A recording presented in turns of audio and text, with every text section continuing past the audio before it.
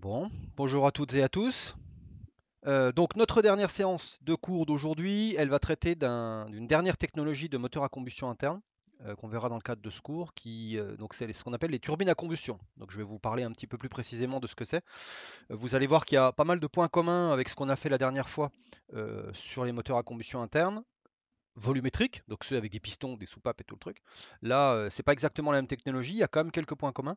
Et du coup, ça va vous permettre déjà de faire le lien avec un certain nombre de concepts qu'on a vus avant dans le cours, hein. Tout ce que je vous ai présenté avant sur les compressions, les combustions, ce genre de choses, c'est encore une nouvelle raison d'illustrer et d'appliquer ça en pratique. Et puis évidemment, pour votre culture technique, c'est aussi intéressant parce que quelque part, vous commencez à mettre le doigt à mettre le nez un petit peu dans tout ce qui est turbine, notamment de production d'électricité. Et puis je vais parler un tout petit peu aussi de tout ce qui est moteur d'avion, parce qu'en fait, le mode de fonctionnement de ce type de moteur est exactement le même. Donc, ce que je vais vous présenter aujourd'hui, je l'ai découpé fondamentalement en trois parties. C'est un petit peu le cours, il va beaucoup ressembler à celui qu'on avait fait sur les moteurs à combustion interne, donc le précédent. C'est-à-dire qu'il y aura beaucoup de techniques, un peu moins de thermo, mais par contre beaucoup de techniques, parce que encore une fois, l'objectif c'est aussi de vous apporter une forme de culture technique dans ce domaine-là et pas seulement bachoter et toujours traiter un petit peu les mêmes équations. Et du coup, dans cette optique-là, donc j'ai décomposé mon cours de ce matin en trois parties. Il y a une partie sur tout ce qui est à quoi ça sert, en gros. Donc je vais vous montrer. On va déjà commencer par des exemples pratiques, voilà, avec des photos, avec ce genre de choses, avec des descriptions, pour que vous voyez un petit peu à quoi ça correspond. Ensuite, évidemment, je passerai sur les aspects thermaux, mais il n'y aura pas beaucoup de nouveautés, hein. C'est un rappel, c'est plus on utilise tel type de transformation pour représenter le fonctionnement de telle machine, mais il n'y aura absolument rien de nouveau du point de vue fondamental. Et puis, je terminerai par des aspects pour le coup un peu plus techno. Je vais rentrer un peu plus dans le détail de comment est-ce que fonctionnent les compresseurs et les turbines qui sont utilisés dans ce genre de machine, parce que c'est pas très très évident. Autant le mode de fonctionnement avec une machine volumétrique, on arrive bien à voir comment est-ce qu'on augmente ou on diminue la pression. Autant quand il s'agit d'une machine rotodynamique, vous allez voir, c'est un petit peu plus difficile à comprendre. Je vais m'attarder un tout petit peu sur les chambres de combustion pour que vous voyez à quoi ça ressemble. J'en avais déjà un petit peu parlé, hein, donc ça sera juste pour histoire de clore un petit peu le sujet. Et puis je passerai un petit peu de temps sur les cycles améliorés. Donc ça, c'est un petit peu le pendant de ce que j'avais fait sur les différentes technos type suralimentation et EGR sur les moteurs. Là, c'est un petit peu ça. Comment est-ce qu'on peut en gros arriver à améliorer les performances à la fois du point de vue strictement énergétique et puis aussi évidemment du point de vue environnemental. Donc, déjà, on va commencer par quelques éléments de définition pour bien fixer le vocabulaire. Je vais parler dans la suite, je vais me forcer à parler dans la suite de turbine à combustion. Mais je me fais du mal dans ces cas-là parce que le, le vocabulaire de base, c'est turbine à gaz. Enfin, moi, j'ai eu la chance de travailler un petit peu dans ce domaine-là il y a quelques années. On appelait ça turbine à gaz. Tout le monde disait turbine à gaz. Alors, pour une raison toute simple, c'est que vous allez voir, c'est le genre de machine dans lequel le fluide de travail, c'est un gaz. Donc on peut effectivement parler de turbine gaz dans le sens où c'est une turbine qui fonctionne avec comme fluide de travail un fluide compressible. On parle aussi des fois de turbine à fluide compressible. Et ça permet de faire la distinction avec ce qu'on appelle les turbines à vapeur. Alors là, pour le coup, vous ne verrez pas, ceux qui ne suivent pas le cours de thermodynamique avancé qui va démarrer la semaine prochaine, ne verront pas les turbines à vapeur. Ça, j'en parlerai justement à partir de la semaine prochaine pour ceux qui suivent ce cours. Mais il y a beaucoup de points communs. Et donc, du coup, dans ces cas-là, quand on parle de turbine à gaz ou de turbine à vapeur, on désigne comme le fluide de travail. Sauf qu'il y a aussi une confusion avec qu'est-ce qu'on utilise en termes de carburant. Parce que turbine à gaz, il y a aussi des gens qui pensent que ça ne peut fonctionner qu'avec des carburants gazeux, par exemple du gaz naturel, ce qui était très très souvent le cas jusqu'à maintenant, alors que ce n'est pas le cas du tout. Ce type de machine bénéficie d'une forme de souplesse en termes de carburant qui est assez remarquable. On peut brûler à peu près tout ce qu'on veut. C'est même un problème parce que des fois on brûle des trucs vraiment pas propres et on devrait vraiment pas brûler ça. Dans certains pays dans lesquels les normes environnementales jusqu'à il y a peu n'étaient pas très très regardantes, on arrive à peu près à brûler ce qu'on veut. Et donc du coup pour bien faire la distinction avec ça, je vais me forcer dans la suite à parler de turbine à combustion. Alors, turbine, turbo, on va parler de turboréacteur, turbomoteur, etc. Le mot turbo, c'est un mot latin qui signifie rotation. D'accord? Donc quand je parle de turbe quelque chose, ça veut dire automatiquement que ça tourne. À un moment donné, vous avez une partie rotative. Alors, évidemment, vous pourriez me faire remarquer que les moteurs à combustion interne, il y a aussi des trucs qui tournent, mais c'est pas un rotor au sens strict du terme. Là, vous allez voir que c'est vraiment la partie tournante, ça n'est qu'un rotor. On n'a pas de système Villebrequin, ce genre de choses. Donc, qu'est-ce que ça implique, ce type de définition? c'est un moteur à combustion interne parce que, donc je vous montrerai, le fluide de travail est aussi la source de chaleur. C'est comme ça qu'on avait défini le moteur à combustion interne lors du dernier cours. C'est toujours valable, il n'y a pas de problème par rapport à ça. C'est un fonctionnement par contre qui est en continu. C'est ça qui est un petit peu différent, même très très différent par rapport au moteur à combustion interne. Il n'y a pas de système de soupape, il n'y a pas de système de distribution. Il n'y a pas des instants où l'air rentre et puis où il est enfermé, où il travaille et puis où il sort. Non, c'est en continu. En permanence, vous avez en permanence de l'air qui rentre d'un côté et des fumées d'échappement qui sortent de l'autre. Donc c'est un système qui fonctionne en continu, c'est un système ouvert, c'est ce qu'on appelle une machine à flux continu. Alors que les moteurs qu'on avait vus précédemment, c'était ce qu'on appelait des machines à flux alternatif. On verra. Alors, je vous montrerai notamment via surtout via l'application qu'on va faire cette semaine. C'est des machines qui disposent d'un très très bon rendement énergétique. Pour une raison toute simple, c'est qu'il y a beaucoup moins de frottement mécanique que dans un moteur à combustion interne. En fait, vous allez voir comment est-ce que ce système-là est conçu. Je vous montre des photos juste après, ne vous inquiétez pas. En fait, vous avez très très peu de frottement. Vous avez des grosses masses en mouvement. Généralement, ces rotors-là sont tellement lourds qu'ils sont posés sur des paliers hydrauliques, donc avec très très peu de couple de frottement. Et vous avez évidemment une partie fluide parce que vous avez quand même un écoulement à une certaine vitesse à l'intérieur de la machine qui va dissiper un petit peu d'énergie. Mais en termes d'intensité de la puissance dissipée par frottement, ça n'a rien à voir avec un moteur à combustion interne. Parce que vous n'avez pas les pistons, vous n'avez pas les segments, vous n'avez pas, c'est pas du frottement solide, c'est vraiment que du frottement fluide. Et donc en règle générale, vous avez quand même des rendements qui sont plutôt bons. Ensuite, en termes de points communs avec le moteur à combustion interne, évidemment, vous aspirez de l'air en entrée du compresseur, donc ça je vous montrerai. Vous le mélangez avec un carburant, vous faites une réaction de combustion, vous détendez les fumées d'échappement dans une turbine, etc. etc. Donc c'est la même chose, hein, c'est fluide de travail est aussi source de chaleur, et on utilise les 21% de dioxygène dans l'air comme comburant pour la réaction. C'est Je reviendrai aussi dessus. En termes de combustion, c'est une combustion qui est stationnaire. C'est des flammes. C'est une flamme. En fait, on maintient un certain nombre de flammes en permanence. Donc, c'est pas du tout la complexité qu'on a dans les moteurs à combustion interne. C'est une flamme. Voilà, c'est des flammes qu'on détend. Et du coup, c'est cet apport d'énergie, cet apport d'enthalpie au fluide par le processus de combustion qu'ensuite on détend dans la turbine. Et du coup, c'est toute proportion gardée beaucoup moins polluant qu'un moteur à combustion interne. C'est vraiment, ça n'a rien à voir, c'est beaucoup moins polluant. Si on rapporte ça au kilowattheure d'énergie mécanique produit, c'est beaucoup beaucoup plus propre. Mais ça vient en fait de la nature de la combustion. C'est pas parce que c'est plus soigné dans ce domaine-là que dans les moteurs à combustion interne, c'est juste que cette combustion-là est un peu plus simple, elle est quasiment isobare, elle est dans une chambre de combustion qui est à volume constant, donc potentiellement c'est moins polluant que les processus très complexes. En fait, on atteint l'équilibre. Pour revenir un petit peu sur des notions que j'avais déjà abordées, une combustion dans une chambre de combustion de turbine gaz, turbine à combustion, je vais y arriver, on atteint quasiment l'équilibre à la fin du phénomène de combustion. Donc en fait, vous produisez à la fin des fumées d'échappement qui correspondent à peu de choses près à ce que vous calculez quand vous faites votre équation de réaction. Et du coup, bah, il y a beaucoup moins de réactions parasites et il y a beaucoup moins de production de polluants. Évidemment, en proportion du nombre de kilowattheures produits. Si vous comparez la pollution d'un moteur thermique de petite voiture et puis d'une turbine à gaz de 400 MW, évidemment, vous n'allez pas avoir la même production, mais il faut vraiment rapporter ça à la production d'énergie mécanique à la fin. Alors, je vous montrerai quelques exemples aussi, parce qu'on va avoir une espèce de structure canonique de ce type de machine. C'est utilisé aussi pour ce qu'on appelle des turboréacteurs, des turbomoteurs. Donc, j'ai pas le temps de faire un cours de propulsion, malheureusement, mais je vais quand même vous en parler un tout petit peu. Et au cas où, je vous mettrai le lien vers d'autres vidéos que j'ai préparées dans le cadre d'un cours de propulsion que je donne par ailleurs. Donc si ça vous intéresse, évidemment, il n'y a pas de souci, allez jeter un coup d'œil là-dessus. Inconvénient de ce genre de machine, vous allez tout de suite comprendre pourquoi.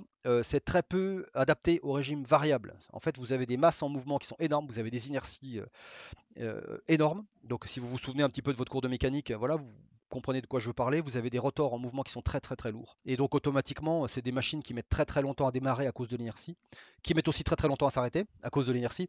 Et du coup, bah, vous ne pouvez pas vous permettre d'accélérer et de changer de régime aussi violemment que sur un moteur à combustion interne. C'est absolument pas adapté à ça. Donc c'est très bien pour la production d'électricité, pour par exemple gérer des pointes saisonnières, ce genre de choses, ou même pour des appoints de puissance dans certains contextes, mais pas du tout pour faire par exemple du véhicule. Il y a eu des tentatives pour installer ce genre de bécane dans des véhicules et c'était pas du tout concluant.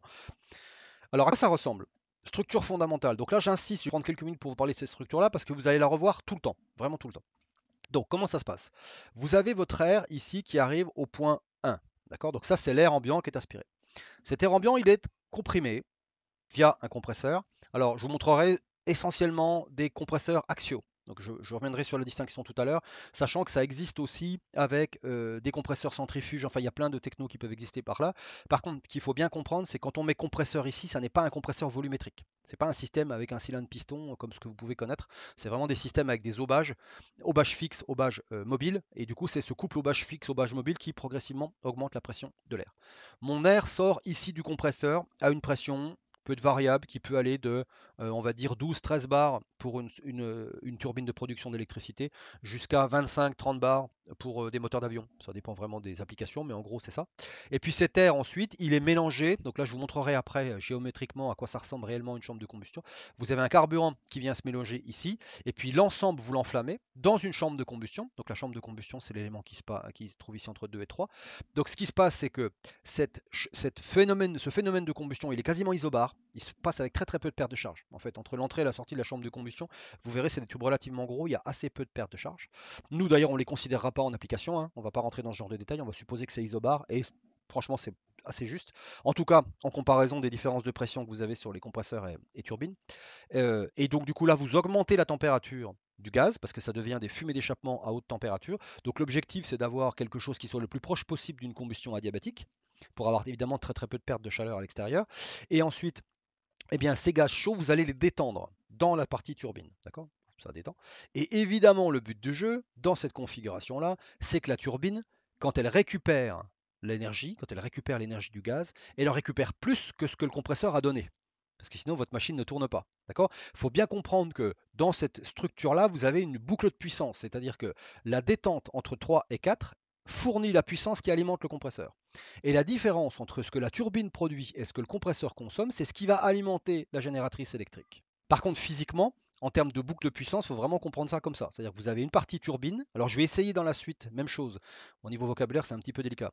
De faire la distinction entre ce que je vais appeler la partie turbine. Donc, la partie turbine, c'est l'élément qui est entre 3 et 4. Je vais vous montrer juste après à quoi ça correspond. Et puis, la turbine dans son ensemble. Quand on parle de turbine à combustion, c'est l'ensemble de la machine. D'accord? Qui aspire l'air, qui recrache les fumées et qui produit de l'électricité. Quand je parle de partie turbine, c'est juste, ou on appelle corps turbine, vous verrez à quoi ça correspond, juste la partie qui est chargée justement de récupérer l'enthalpie sur les gaz de sortie de la chambre de combustion pour produire la puissance. D'accord? Attention, j'aurai l'occasion de revenir dessus, la puissance, elle est produite par l'enthalpie du gaz, elle n'est pas produite par la pression. La pression du gaz, elle sert juste à s'assurer, enfin juste, en grande partie, à s'assurer un débit important de gaz qui passe dans la machine. C'est à ça que ça sert. Vous comprimez et du coup vous êtes sûr que vous avez un gros débit de gaz et du coup vous avez une grosse puissance. Mais si vous ne chauffez pas votre gaz, vous ne pourrez pas produire d'énergie. Ce n'est pas la pression qui produit l'énergie. Vraiment pas. C'est la température. Vous augmentez la température de votre gaz, vous augmentez l'enthalpie au point 3, et en fait c'est cette enthalpie-là qui progressivement va se transformer en énergie mécanique via une transformation intermédiaire en énergie cinétique, mais je vous montrerai ça juste après. D'accord? Donc ça, c'est vraiment la structure de base de ce type de machine. Alors à quoi est-ce que ça ressemble en vrai? Voici un exemple tiré d'une doc Siemens, hein. C'est voilà, c'est un des constructeurs bien connus de turbines à combustion. Donc ça, c'est un modèle qui fait 450 MW. Donc il n'y a pas très longtemps, c'était probablement le plus puissant qui existait. Alors qu'est-ce qu'on voit? Ici, à droite, vous avez ce qui correspond à votre entrée d'air. Donc là, vous voyez la taille du rotor, hein. Du coup, vous avez la taille ici du rotor. Vous voyez la taille des bonhommes à côté, hein, ça vous donne l'échelle. L'entrée qui est en rouge ici, c'est l'entrée d'air. D'accord? Donc vous avez l'air qui est aspiré à l'intérieur de votre compresseur. Donc le rotor est ici. Vous voyez l'encochement ici, c'est ce qui va correspondre au palier à huile. Donc c'est là que les paliers sont posés. Et en fait, la connectique mécanique que vous avez tout à droite, là, vers le bonhomme à droite, c'est ce qui va se connecter à la génératrice. D'accord? Donc ça, c'est la prise mécanique qui vient se mettre sur l'alternateur de production d'électricité. Et puis, donc vous avez, comme je disais, la partie palier. Vous avez l'air qui rentre ici dans la partie rouge, hein. Donc vous voyez, vous avez quand même une section d'entrée qui est assez importante. Et là, vous commencez à voir les pales. Donc là, vous avez les premières pales mobiles. Donc c'est les pales qui sont installées sur le rotor. C'est les aubages côté rotor. Donc c'est voilà ce qu'on appelle les aubes mobiles. Et ces aubes mobiles, leur rôle, je vais revenir dessus, ça va être d'apporter de l'énergie cinétique au gaz. En fait, ils vont être là pour accélérer le gaz. Ils vont tourner dans un sens, un peu comme un ventilateur. Ils vont tourner dans un sens qui permet au gaz d'accélérer. En fait, le gaz va être aspiré et sa vitesse va augmenter au passage des aubages. Et ensuite, à intervalles réguliers, entre chaque étage d'aubage fixe, parce que si vous regardez ces aubages fixes, il y a toujours un espace entre les deux, et bien entre chaque aubage fixe, vous allez avoir à peu près l'équivalent, chaque aubage mobile, monté, chaque rang d'aube mobile monté sur le rotor, euh, est intercalé avec des aubages fixes qui, eux, sont montés sur le stator. Et leur rôle à eux, ça va être au contraire de ralentir le gaz. Donc vous dire, attends, il accélère, il ralentit, ça sert à quoi? Eh bien, justement, l'énergie mécanique qui est apportée par le rotor permet d'apporter de l'énergie cinétique au gaz. Et ensuite, les aubages fixes qui se situent juste derrière, eux, ils vont ralentir le gaz et ils vont transformer cette énergie cinétique en énergie de pression. Et du coup, étage par étage, progressivement, vous allez augmenter la pression jusqu'à ce que vous atteigniez le point de pression maximum qui correspond à la sortie de votre compresseur. Et tout ça en continu, hein. Vous avez en permanence de l'air qui rentre d'un côté et qui sort de l'autre. Donc je reprends, mon air il rentre à droite, il est comprimé. Alors ce que vous pouvez remarquer, c'est que vous avez une section de passage qui est de plus en plus faible. Bah oui, c'est logique, si vous augmentez la pression, donc vous aurez de plus en plus de gaz dans le même, dans un même volume. Et du coup, bah, vous allez en fait comprimer, vous avez votre section de passage qui réduit progressivement jusqu'à arriver à sortir à haute pression. Donc vous sortez à haute pression, à peu près au niveau du petit bonhomme numéro 3 là. Voilà, les derniers aubages, là, c'est ce qui correspond aux aubages compresseurs. Donc là, vous sortez sur une machine comme ça avec un air qui est à 13, 15 bars à peu près en sortie de compresseur. Donc c'est quand même relativement important. Il faut savoir aussi que cette bécane-là, si je me souviens bien, elle doit brasser une tonne d'air à la seconde, hein, quand elle tourne à pleine puissance. Donc c'est quand même un gros débit. C'est pas des taux de compression énormes, mais par contre, c'est des débits qui sont vraiment impressionnants. Et du coup, une fois que ça sort ici, je vous montrerai les détails. On rentre par, vous voyez les trous qui sont ici là. Voilà, donc ça c'est le corps turbine. Alors c'est ce qu'on appelle des demi-coquilles, hein. Là vous avez la demi-coquille basse qui est montée sur un plancher. Là les gars ils marchent sur un plancher qui est en hauteur, qui est généralement à peu près à 2 mètres de haut. Comme ça ceux qui sont sous le plancher ils peuvent intervenir et se brancher sur le dessous de la demi-coquille. En fait tout ça est monté. Voilà. Donc là ils sont en train de monter avec un pont le rotor dessus. Donc ce qu'ils font c'est qu'ils appuient, ils ont des entretoises qu'ils mettent notamment au niveau des paliers avant de remplir au niveau huile. Et ensuite, ce qu'ils font, c'est qu'ils mettent une deuxième demi-coquille qui arrive avec une autre grue, qui se referme, et ensuite, bah, ils boulonnent sur le côté. Et du coup, ce que vous voyez ici en trous, là, avec tout un paquet les gros trous qui sont ici, ça, c'est les connexions sur les chambres de combustion. C'est-à-dire que je vous montrerai, les chambres de combustion, c'est des gros cylindres qui viennent se brancher là-dessus. Et en fait, ils sont surtout sur le pourtour de la machine. Et là, il y a à la fois le carburant qui rentre en bout de chambre et puis l'air qui rentre sur les côtés. Et du coup, vous produisez votre flamme. Et cette flamme-là, donc ces gaz à haute en température et donc haute enthalpie, je vais y arriver, on les détend dans les étages turbines. Donc qu'est-ce que c'est que les étages turbines? C'est les étages qui sont ici. Alors, il y en a beaucoup moins, en règle générale, ça c'est vrai. Et surtout, comment est-ce qu'on les repère? Il y a une différence de couleur. C'est-à-dire que les deux premiers rangs, les deux, trois premiers rangs de turbines, les aubes mobiles, en fait, comme elles sont directement au contact avec les gaz à haute température, on dit généralement dans le langage courant qu'elles lèchent les flammes, il faut les faire avec des matériaux de température. Donc c'est très souvent des alliages d'Inconel, des choses comme ça. Et du coup, c'est pour ça que vous avez une couleur en règle générale qui est très différente, en tout cas pour les deux trois premiers aubages. Après, vous avez une vraie chute de température parce qu'en fait, l'enthalpie du gaz elle est progressivement transformée sous forme d'énergie mécanique et donc du coup la température elle descend. Et puis ben, quand vous arrivez en bout de turbine, en gros, vous avez des aubages déjà plus gros pour récupérer un peu plus de puissance sur une densité plus faible et puis surtout avec des matériaux qui sont beaucoup plus normaux, j'allais dire, c'est pas forcément des alliages haute température. Et puis à la fin, tout à gauche ici, ben là évidemment vous avez les gages d'échappement qui sortent et puis c'est branché sur une cheminée et ça sort évidemment à l'air libre. Qu'est-ce que ça donne quand on est alors sur une autre vue et puis un aspect CAO? C'est un petit peu la même idée, évidemment, c'est la même machine, hein, j'ai fait exprès. Donc là, cette fois-ci, l'air rentre à gauche, donc vous avez l'air qui rentre ici. On voit ici progressivement les différents étages de compression, donc on pourrait presque les compter, hein. 1, 2, 3, 4, 5, 9, 10, 11. Moi j'avais dans la tête qu'il y en avait une vingtaine, mais c'est à peu près ça. Donc voilà, vous avez différents étages. Donc encore une fois, systématiquement fixe, mobile, fixe, mobile, fixe, mobile. Vous arrivez ici en bout de compression, donc en fait votre air il sort à haute pression dans cette partie-là et il vient alimenter les chambres de combustion. Donc là vous voyez les trous tout à l'heure qui étaient ouverts, bah maintenant ils sont fermés et il y a les entrées des chaînes de combustion, des chambres de combustion. Il doit y en avoir une quinzaine ou une vingtaine sur une machine comme ça. Et donc du coup le gaz est injecté, le carburant est injecté au bout ici, l'air vient sur les côtés et vous détendez. Donc là vous voyez c'est un petit peu ce qui est colorié en rouge et là vous avez vos étages de détente. 1, 2, 3, 4, 5, etc. Et donc le but du jeu évidemment, l'ensemble de cette machine-là comme c'est de la production d'électricité, est conçu pour que vous dégagiez un maximum de puissance entre ce que produit la turbine, la partie turbine, le corps turbine, et ce que consomme la partie compresseur, parce qu'évidemment la différence de puissance c'est celle qui alimente la génératrice derrière. D'accord? Alors, une autre technologie qui est très très proche en fait, c'est quelque chose qui se trouve quelque part à mi-chemin entre ce qu'on appelle des turbines de production d'électricité et des turbines d'avion. Donc, je n'avais pas forcément précisé avant, je ne sais pas si je l'ai mis. Voilà. Une turbine de production d'électricité, dans le langage courant, on utilise l'expression anglaise heavy duty, parce que c'est en fait, duty, c'est la charge, c'est la tâche, on va dire. Et donc heavy, ça veut dire que vous avez vraiment de la grosse production d'électricité. Donc quand on parle généralement de turbine à combustion de type heavy duty, ça veut dire production d'élec, mais pour des appuis au réseau. C'est vraiment du gros truc, c'est de la grosse puissance. Donc on est typiquement sur du 400-500 MW, ce genre de choses. Ce qui est beaucoup pour du gaz, hein, parce que ça correspond quand même à la moitié d'une tranche nucléaire. Donc ça commence à être de la grosse bécane.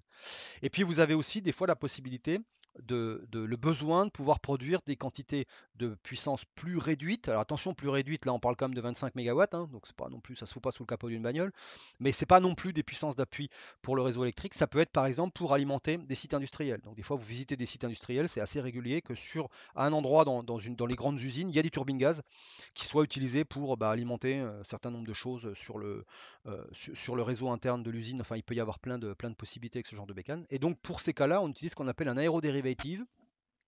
Et l'aérodérivative, je vous montrerai juste après, c'est une espèce de moteur d'avion, mais qui a été en quelque sorte condamné à la sédentarité. C'est-à-dire qu'en fait, vous prenez un moteur d'avion, vous le modifiez un tout petit peu, parce que c'est très compact un moteur d'avion. C'est très compact, très petit, c'est très puissant. Vous le modifiez un tout petit peu et vous en faites une turbine de production d'électricité. C'est beaucoup utilisé sur les plateformes pétrolières, plateformes de production de pétrole, parce qu'on peut avoir besoin de puissance mécanique, notamment pour alimenter l'ensemble du bazar. Et le gros avantage, c'est comme on peut se piquer sur ce qu'on extrait, automatiquement ça rend les choses un petit peu plus simples. Donc ça c'est une aérodérivative, ça coûte relativement cher, c'est extrêmement bruyant, ça fait un boucan ce genre de truc, c'est vraiment terrible.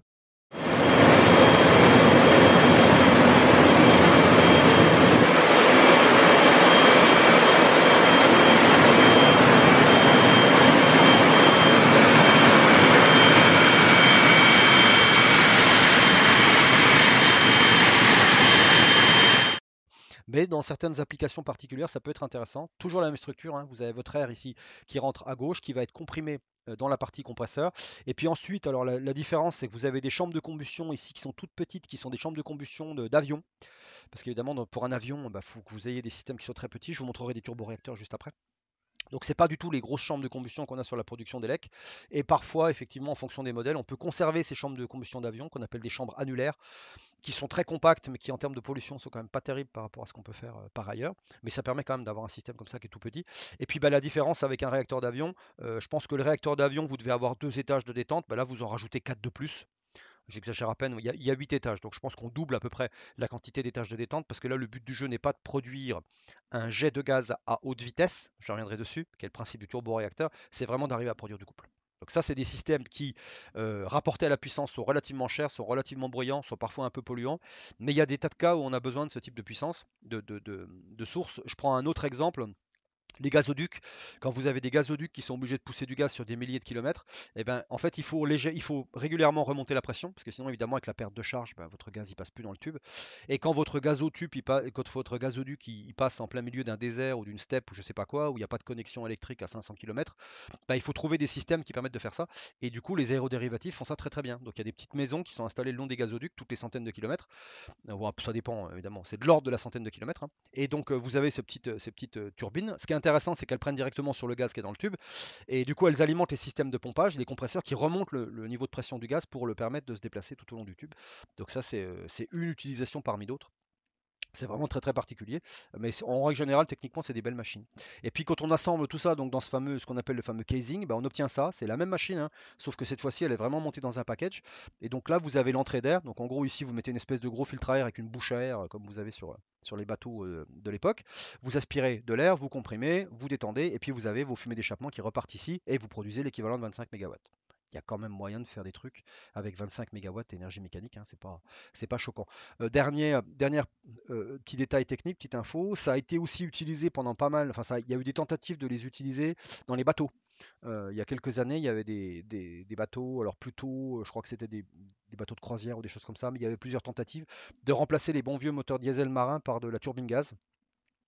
Mais avec une chaîne de traction complètement différente, parce qu'évidemment, je vous ai expliqué, les turbines gaz, avec les masses en mouvement qu'il y a, ça a quand même des inerties importantes, donc c'est un peu difficile de changer de régime. Et donc, du coup, l'idée, c'était de se baser entièrement sur des chaînes de traction électrique, donc avec turbine gaz, génératrice, et puis ensuite électronique de puissance, et on renvoie sur. Donc là, c'était le festival, c'était vraiment la fête pour les électrotechniciens. C'était un peu cher, donc du coup, a priori, c'était un petit peu difficile à amortir et les coûts de transport sont pas encore suffisamment élevés. Peut-être que ça reviendra, mais là, je sais que récemment, on est plutôt revenu sur des motorisations classiques avec des moteurs à combustion interne, des grosses lignes d'arbres, ce genre de choses. Un peu à l'ancienne, mais bon. C'est le genre de technologie qui ne peut vraiment se démocratiser que s'il y a le contexte économique le favorise. Alors, la différence, ou le peu de différence qu'il y a entre une turbine de production d'électricité et un turboréacteur. Donc là, je vous présente un exemple tout bête, qui est très très peu il y en a très très peu d'ailleurs qui fonctionnent comme ça maintenant, c'était à une époque mais ça s'est un petit peu arrêté, ce qu'on appelle les turboréacteurs à simple flux. Alors qu'est-ce que c'est qu'un turboréacteur? Dans le langage courant, le turboréacteur est le système qui permet, donc c'est un moteur à combustion interne dont le but va être d'accélérer, d'augmenter l'énergie cinétique des gaz. Alors très rapidement, quand vous voulez produire de la poussée, le but du jeu, c'est d'accélérer l'air, un gaz, donc vous avez un gaz qui rentre dans votre moteur d'avion. Vous trouvez un moyen de l'accélérer, d'augmenter son énergie cinétique, et en fait vous allez sortir plus d'énergie cinétique que ce que vous en avez rentré, ce qui vous crée une différence en fait de quantité de mouvement, et c'est cette différence de quantité de mouvement, de flux de quantité de mouvement, qui vous produit la poussée. Donc le principe de la poussée, c'est ça. Et du coup, il y a plusieurs stratégies, je vous montrerai juste après ce que c'est qu'un turbomoteur. Dans un turboréacteur, l'idée, c'est que le gaz qui vous sert à la pousser, lui, il passe dans la chambre de combustion. C'est-à-dire qu'en fait, vous avez votre air qui est ici, donc même chose que tout à l'heure. Il est comprimé, il passe dans des chambres de combustion qui sont ici sont pas forcément représentées. Il passe dans une partie turbine, mais là, attention, la turbine, le but du jeu, c'est pas qu'elle produise beaucoup de puissance, c'est qu'elle produise juste ce dont le compresseur a besoin. Il n'y a rien d'autre qui est connecté sur l'arbre, hein. Il n'y a pas de génératrice. C'est une façon simple parce qu'en fait, la vraie machine, il y a quand même des auxiliaires dessus. Mais l'idée, c'est de dire que la puissance qui est dissipée, qui est produite par la turbine, elle sert à alimenter le compresseur et seulement le compresseur. Ce qui signifie que vos gaz ici, quand ils sortent, ils sont encore à haute température. Et du coup, à cette température-là, eh bien, ces gaz-là, vous les passez dans une tuyère et cette tuyère va permettre d'accélérer les gaz et vous allez transformer l'enthalpie de vos gaz qui est produite par la combustion après l'étage de détente en énergie cinétique. Et donc du coup, si vous augmentez l'énergie cinétique, automatiquement vous allez augmenter la poussée. Et à partir du moment où l'intégralité du débit de gaz moteur passe par l'intérieur du moteur, c'est ce qu'on appelle un turboréacteur à simple flux. D'accord. Donc comme je vous disais, on ne l'utilise plus, je vous expliquerai rapidement pourquoi. Mais ce que vous voyez clairement, c'est le point commun avec la turbine. Les turbines gaz, c'était vraiment c'est très très proche. Au niveau constitution technologique, vous verrez que ça ressemble énormément. Sauf que, encore une fois, le principe de la turbine à combustion, pardon, pour la production d'électricité, c'est de récupérer un maximum de puissance sur la turbine. En fait, l'idéal, c'est que vos gaz ici, en sortie de turbine, dans une turbine à combustion, ils soient les plus froids possibles. Il faut avoir piqué toute l'enthalpie, il ne faut plus qu'il y ait d'énergie cinétique, plus rien. Il faut que vous ayez pris tout ce que vous pouviez prendre au gaz, que ce gaz-là est transformé sous forme de puissance mécanique via la partie turbine de la machine. Et cette partie turbine-là, il y a une partie de la puissance qui alimente le compresseur et l'autre partie qui alimente la génératrice. Et plus vous produisez sur la génératrice, plus vous augmentez le rendement électrique de l'ensemble. C'est le but. Là, c'est pas ça.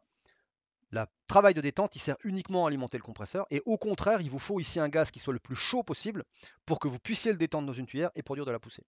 Donc ça, c'est une structure simple flux. Alors la différence, voilà, la structure, si on veut le représenter de façon schématique, c'est exactement la même chose. L'air rentre ici avec sa propre enthalpie, il rentre dans le compresseur. Vous avez vous avez un peu de rejet de chaleur, on reviendra dessus si nécessaire. L'enthalpie ici, voilà, donc vous avez augmenté un peu l'enthalpie du gaz, parce que c'est jamais isotherme ce type de compression. Vous mélangez avec le carburant, vous augmentez l'enthalpie ici, et là vous détendez dans la partie turbine. Et le but du jeu d'une turbine de production d'électricité, c'est de maximiser la différence entre ce que vous produisez ici et ce que vous consommez là. Alors là, c'est la différence parce que, évidemment, quand vous respectez la convention de signe, c'est la somme des deux qui est négative et qui alimente ensuite votre génératrice. Et les gaz qui sortent ici, ils sortent uniquement avec un résidu d'enthalpie. Alors vous verrez que c'est pas négligeable, hein, on fera les calculs. On sort très facilement avec des gaz qui sont à 5 ou 600 degrés. Qu'est-ce qui se passe par contre dans un propulseur? Il y a très très peu de changements. La différence, c'est les termes d'énergie cinétique. Déjà, votre propulseur, sauf quand vous êtes dans les phases de décollage, il est quand même censé se déplacer à une certaine vitesse. Donc ça veut dire que quand l'air va rentrer, il va porter une certaine quantité d'énergie cinétique. Il n'y aura pas que de l'enthalpie. Il n'y a pas que l'énergie thermique, il y a aussi le fait qu'il aille relativement vite. Cette énergie cinétique, alors là, on a généralement un système qui permet de ralentir le fluide, donc vous avez quasiment plus d'énergie cinétique au moment où vous rentrez dans le compresseur. Euh, Vous comprimez, même chose, hein, le mode de fonctionnement interne il est exactement le même. La différence c'est que toute la puissance produite par la turbine, elle alimente le compresseur et que vous avez un résidu d'énergie cinétique ici. Et à partir du moment où le V4 au carré sur 2 est supérieur au V1 au carré sur 2, vous avez produit de la poussée. Parce qu'en fait le même débit de gaz, à peu de choses près, parce qu'évidemment il y a le carburant qui vient entre les deux, mais il est généralement en proportion assez faible en comparaison, et bien le même débit de gaz va sortir à une vitesse plus importante que la vitesse à laquelle il est rentré. Et donc vous avez apporté une espèce de débit d'énergie cinétique à votre gaz, et ce débit d'énergie cinétique, lorsqu'on le traduit en termes de quantité de mouvement, ça vous donne une poussée, tout simplement. Vous avez produit la poussée sur votre moteur. C'est comme ça que le système fonctionne. Alors, ce qu'on fait maintenant, c'est valable sur quasiment tous les moteurs, c'est qu'on utilise plutôt ce qu'on appelle des turboréacteurs à double flux. Donc double flux, ça veut dire que vous avez deux débits différents. Vous avez un débit primaire qui passe. Alors là, vous avez ce qu'on appelle une soufflante. En français, on appelle soufflante, on appelle ça fan en anglais, turbofan. Un moteur comme ça s'appelle un turbofan. Donc vous avez une soufflante. La soufflante, elle va prendre une partie du débit qu'elle va balancer dans le cycle. Ça ne va pas changer. Donc vous allez vous retrouver ici avec un gaz à haute température et haute vitesse. Et puis vous avez par contre une partie de l'air, donc le débit, on appelle ça généralement le débit bypassé. Alors, je sais plus la traduction en français parce que le cours je le donne en anglais, mais c'est à peu près ça. Et donc là, vous avez l'air qui passe, qui est juste motorisé et qui ensuite vient se remélanger derrière. Alors pourquoi? Quand on veut que le système soit efficace, on essaie de maximiser un critère de performance qu'on appelle le rendement propulsif. Et le rendement propulsif, il vous dit qu'il est d'autant plus important, c'est-à-dire que vous utilisez d'autant mieux l'énergie de votre moteur pour arriver à produire de la poussée, que vous avez une différence faible entre la vitesse de sortie et la vitesse d'entrée.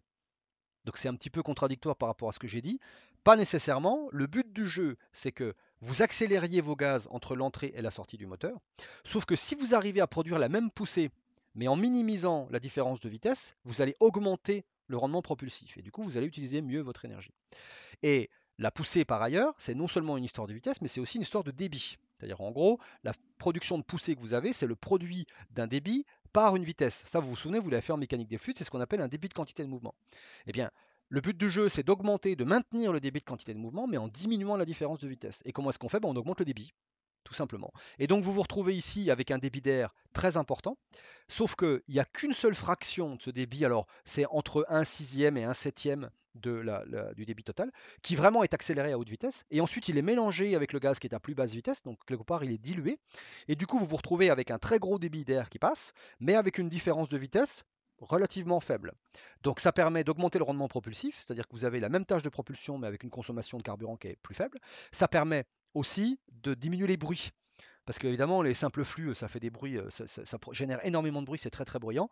Un des moyens d'arriver à réduire les nuisances sonores qui sont produites par les aéroports, c'est aussi d'utiliser ce double flux. Donc le double flux, il a aussi cet intérêt-là. Je ne vais pas m'étendre plus sur le sujet, ce n'est pas un cours de propulsion malheureusement. Un exemple extrêmement célèbre de moteur à double flux, c'est le CFM 56, donc, qui est le moteur des Airbus A320, des 737. Enfin, c'est un des moteurs qui a été le plus fabriqué, il y en a vraiment beaucoup, beaucoup. Et du coup, bah là, ce que vous voyez, ce qui est intéressant sur cette image, c'est que alors l'air ici rentre sur la gauche, il rentre au travers de ça. Donc là, vous avez toute la partie extérieure ici, donc on voit bien les ailettes qui correspondent aux ailettes de la soufflante. L'air rentre ici, et puis tout cet air ici, bien, il vient à l'extérieur et il vient se remélanger derrière. C'est-à-dire que la sortie que vous avez à droite, c'est uniquement ce qui correspond à l'air chaud, l'air qui est passé à l'intérieur du moteur. Vous avez l'air ici qui est comprimé ici dans le compresseur. Les chambres de combustion annulaires sont ici et ensuite c'est détendu dans la partie turbine. Et du coup, vous vous retrouvez avec votre gaz à haute température qui sort par là et qui en fait est mélangé avec l'air qui vient par l'extérieur. Et ça, c'est ce qui correspond à un fonctionnement en double flux. L'autre intérêt évidemment de ça, c'est que l'air extérieur à l'extérieur du moteur, il a tendance aussi à aider au refroidissement du moteur. Et donc évidemment, c'est beaucoup plus efficace. C'est des moteurs qui fonctionnent très très bien avec d'excellents rendements propulsifs. Et du coup, c'est pour ça que quasiment tous les avions de ligne sont équipés avec des moteurs à double flux. C'est vraiment maintenant, c'est devenu quasiment le standard. Alors, pour vous montrer un petit peu la différence que vous avez entre un moteur d'avion et ce que j'appelais tout à l'heure une aérodérivative, donc le système qui permet de produire de l'électricité de façon locale, donc là, vous avez une image qui est tirée d'une doc d'un bouquin, mais en fait, c'est une doc Rolls-Royce à la base. Alors, Rolls-Royce, il faut savoir qu'ils font pas que des bagnoles d'aristocrates anglais. Ils font aussi, c'est des excellents motoristes. Ils fabriquent des moteurs qui sont vraiment remarquables. Ils ont un savoir-faire dans ce domaine qui est reconnu mondialement. Et du coup, ils sont très très bons sur tout ce qui est réacteur d'avion. Et donc, vous avez ici une structure commune. Alors, je ne sais plus quel était le modèle de moteur, entre parenthèses, mais c'est pas beaucoup d'importance. Vous avez donc, vous reconnaissez l'axe de symétrie qui correspond en fait à l'axe de rotation du rotor, du rotor de la machine. Et en fait, bah, vous mettez un plan de symétrie et sur la partie haute, vous avez ce qui correspond à la partie réacteur, rendement propulsif, on va dire, donc production de poussée. Et puis sur la partie basse, vous avez la partie aérodérivative. Donc ce qu'on voit, c'est que c'est clairement un double flux. Sur la partie en haut, vous avez effectivement le flux d'air qui vient par ici, qui correspond au flux dérivé. Vous avez le flux primaire qui passe ici dans le compresseur. Vous avez le compresseur. Les chambres de combustion sont ici. Je les ai mis un petit peu en rose. Évidemment, c'est des chambres annulaires. Elles sont toutes petites. Et puis vous avez la partie qui correspond à la partie détente. Et ensuite, ces deux flux-là sont mélangés en sortie. Et c'est ce qui vous donne l'effet de poussée du moteur. Eh bien, qu'est-ce que vous faites quand vous voulez faire une aérodérivative à partir d'un moteur d'avion? Eh bien, en fait, vous changez assez peu de choses au final. C'est-à-dire, vous virez le fan, parce que là, évidemment, la soufflante, elle est plus nécessaire, hein. L'intégralité du flux passe au travers du moteur. Donc, c'est plus du tout la même structure. Donc, automatiquement, ça veut dire que les étages d'entrée sont pas les mêmes. Ici, on a des chambres de combustion qui sont plus des chambres annulaires, qui sont des chambres cylindriques qui sont posées sur tout le pourtour de la machine. Donc en fait, l'idée des chambres de combustion comme ça, c'est que si vous avez un volume plus important, vous allez plus facilement diluer votre flamme. Et si vous diluez plus facilement votre flamme, bah, automatiquement vous allez produire moins de polluants. Donc c'est beaucoup plus intéressant. Par contre, ça prend plus de place. Donc c'est pas adapté pour les moteurs d'avion, mais c'est très bien adapté si vous avez un système qui est en stationnaire. Donc la partie rose, effectivement, ici, c'est la chambre de combustion. Et puis ici, ben, évidemment, vous rajoutez des étages de détente, parce que le but du jeu, c'est quand même de produire un maximum de puissance sur l'arbre, pour que ça puisse être récupéré en aval, ou en amont d'ailleurs, ça dépend comment c'est monté, par la génératrice électrique. Mais par contre, du strict point de vue de la constitution interne, c'est quasiment les mêmes machines. Alors il existe une autre structure qui n'est pas un turboréacteur en français, mais qu'on appelle un turbopropulseur. Alors attention, c'est pas exactement la même chose. Euh, c'est aussi utilisé en anglais, on parle de turboprop en anglais. Et puis en français, on parle aussi parfois de turbomoteur. Donc qu'est-ce que c'est que ça? C'est exactement la même structure, sauf que cette fois-ci, on va chercher à produire un maximum de puissance sur l'arbre. D'accord? Le but du jeu, ça ne va pas être de produire les gaz à haute température, sauf que ce maximum de puissance, via un réducteur mécanique, il va servir à alimenter une hélice. D'accord? Donc vous vous retrouvez ici avec votre structure. Vous avez votre air qui est brassé par l'hélice, évidemment. Donc l'essentiel du débit d'air, il sert à produire la poussée, parce qu'on accélère un certain débit d'air, on lui apporte de la quantité de mouvement, donc on produit de la poussée, action-réaction. Donc vous avez votre hélice qui sert à accélérer votre air. Une petite fraction de cet air qui est accéléré rentre à l'intérieur du moteur, donc de l'étage de compression.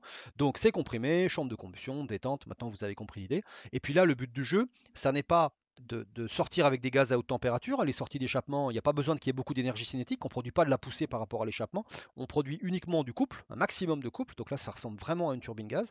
Et ensuite, ça alimente via un réducteur, parce que les turbines, dans ces cas-là, tournent beaucoup plus vite que les hélices dont on a besoin pour la propulsion. Je vous expliquerai juste après pourquoi. Et donc, du coup, vous avez une boîte de réduction ou un réducteur mécanique qui permet justement d'adapter cette vitesse-là. Alors, différentes choses par rapport à ça. Pour ceux qui ne connaissent pas forcément tout ce qui est système de propulsion, les systèmes à hélice ne sont pas démodés du tout.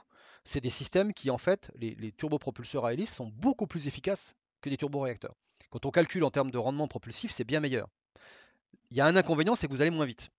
Alors pour une raison toute bête, c'est que plus vous voulez aller vite, plus vous devez faire tourner votre hélice rapidement. D'accord? Parce qu'à un moment donné, il faut brasser de l'air à une vitesse de plus en plus importante. Et puis quand vous arrivez à une certaine vitesse, eh bien, quand l'hélice tourne, vous allez vous retrouver avec une vitesse tangentielle en bout de pale d'hélice, donc ce qu'on appelle la tip blade velocity en anglais, où là vous vous retrouvez avec une vitesse qui est proche de la vitesse du son.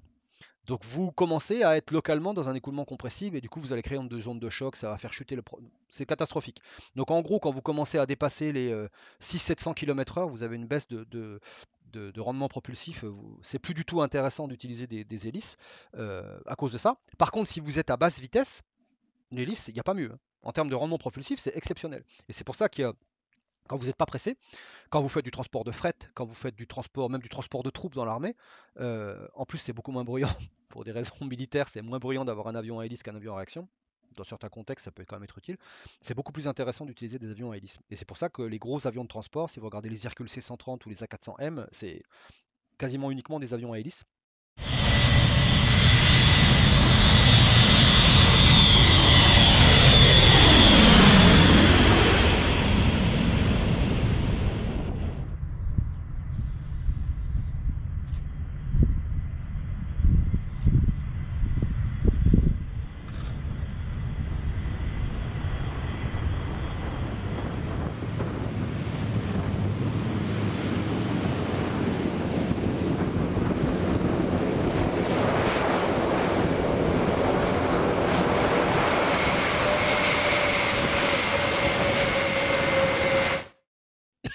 Parce que vous n'avez pas nécessairement besoin de voler très très vite. Par contre, il faut le faire du point de vue économique, il faut une très longue, si possible, une très longue autonomie. Et ça, évidemment, l'autonomie, vous l'avez à partir du moment où votre rendement propulsif est bon, parce que pour la même quantité de kérosène embarqué, vous allez faire plus de kilomètres. Donc à quoi ça ressemble en vrai? Voilà, ça c'est typiquement le moteur de l'A400M. Euh, donc ce que je vois ici à droite, là vous avez en haut la connexion sur l'hélice, donc le boîtier mécanique, hein, le réducteur mécanique est ici. Vous avez l'hélice qui se trouve là, et puis il y a une partie, donc une très faible partie de ce débit brassé qui passe par la bouche d'entrée. Donc ça c'est la bouche d'entrée du compresseur. Ça fait vraiment une bouche, hein, pour le coup, c'est assez rigolo, ça a vraiment la forme. Vous avez l'air frais qui rentre à cet endroit-là. qui va alimenter le compresseur. Donc compresseur, les chambres de combustion se trouvent par ici, la partie détente, et puis vous voyez l'échappement qui se trouve là, qui recrache pas nécessairement dans l'axe, qui peut recracher un peu, parce que le but du jeu, c'est pas du tout de produire de l'énergie cinétique, c'est vraiment de produire du couple sur l'hélice. Donc ça, c'est une autre application, mais d'une structure qui est toujours la même. Du coup, ça, c'est les trois utilisations principales qu'on peut faire des turbines à combustion. Il y en a d'autres, j'en ai pas parlé parce que ça aurait fait très très long. Il y a aussi des choses sur les petites turbines de production d'électricité, mais vraiment toutes petites, hein. Vous savez, des trucs tout mignons qui tiennent quasiment sur un bureau, mais qui sont faits avec des compresseurs centrifuges. C'est utilisé par exemple quand vous faites de la production d'appoint dans certaines usines, ça remplace les groupes électrogènes. C'est un peu plus cher, mais c'est beaucoup plus efficace. Et puis aussi, jusqu'à il y a peu sur les installations de méthanisation, parce que jusqu'à il y a quelques années, c'était encore vraiment intéressant quand on faisait de la méthanisation de brûler le biométhane pour faire de l'élec et le renvoyer sur le réseau. Euh, donc c'était souvent des turbines à gaz qui faisaient ça, parce que c'était assez efficace. C'est un marché qui est un peu en chute libre, parce que maintenant le gaz on l'utilise pour d'autres choses, on le réinjecte sur le réseau pour remplacer le gaz fossile. C'est quand même beaucoup plus malin, d'autant que des moyens de production d'électricité on en a plein, donc c'est pas intéressant de faire ça. Mais en gros, voilà, votre structure de type turbine à combustion, il y a plein de possibilités d'utiliser. Donc essayez de garder en tête ce mode de fonctionnement, cette architecture, ces structures, aspiration, compression, combustion, détente. Et puis ben, en fonction de si vous voulez propulser ou si vous voulez faire du travail mécanique, ben, vous n'allez pas répartir la puissance de la même manière entre le compresseur et la turbine, entre la partie compresseur et la partie turbine. Je reviens sur ma turbine à combustion. Comment je peux arriver à représenter son mode de fonctionnement à l'aide d'une représentation thermodynamique classique? Alors, le cycle idéal, je vais vous expliquer pourquoi est-ce qu'il est idéal, on considère qu'il est représenté par ce qu'on appelle un cycle de Joule. Donc comment est-ce que ça se passe? Vous prenez votre air, vous l'aspirez donc à l'intérieur de votre compresseur et vous le comprimez idéalement de manière isentropique. Alors pourquoi? Parce que vous pourriez très bien me dire, mais attendez, monsieur, je ne comprends pas, quand on a fait les compressions, vous nous avez saoulé avec le fait que ça consommait moins d'énergie quand c'était isotherme. Ce qui est vrai, c'est vrai. Le compresseur isotherme, c'est celui qui consomme le moins d'énergie mécanique. Donc si on veut potentiellement maximiser la puissance produite, ce qu'il faut, c'est avoir un compresseur qui consomme le moins possible. Donc ça serait plus intéressant de le faire en isotherme. Oui, mais non. Parce qu'en fait, ce qui se passe, c'est que si vous vous souvenez de la structure de la machine, quand vous sortez du compresseur, ensuite vous devez fournir du carburant pour augmenter et atteindre la température de flamme. Pour augmenter la température et atteindre la température de flamme. Si vous le faites en isotherme, même si vous consommez très très peu lors de la compression, vous allez dépenser énormément de carburant. Parce que vous allez monter votre température, par exemple de 20 degrés, qui est la température ambiante, donc sortie du compresseur isotherme, jusqu'à 1000 degrés. Voilà. Donc vous allez devoir fournir le carburant pour faire l'équivalent d'un échauffement de 1000 degrés. Donc même si vous maximisez la puissance, et c'est même pas sûr, vous allez faire avec un rendement qui sera catastrophique, parce que vous allez injecter énormément de carburant dedans pour obtenir ça. Alors que si au contraire vous chauffez votre gaz, mettons jusqu'à 400 degrés, alors oui, vous consommez un peu plus, c'est pas la compression qui consomme le moins, vous allez consommer un peu plus. Par contre, vous n'allez fournir du carburant que de 400 à 1000 degrés. Donc potentiellement, vous économisez 40% sur la quantité de carburant que vous allez injecter. Je schématise, mais en gros, c'est l'idée. Et donc, du coup, dans ce cas de fonctionnement-là, c'est plus intéressant d'avoir une compression qui vous chauffe votre gaz. Parce que le but du jeu, ce n'est pas que d'augmenter la pression, c'est au final d'augmenter au maximum la température en entrée de turbine pour détendre un maximum et récupérer un maximum de puissance.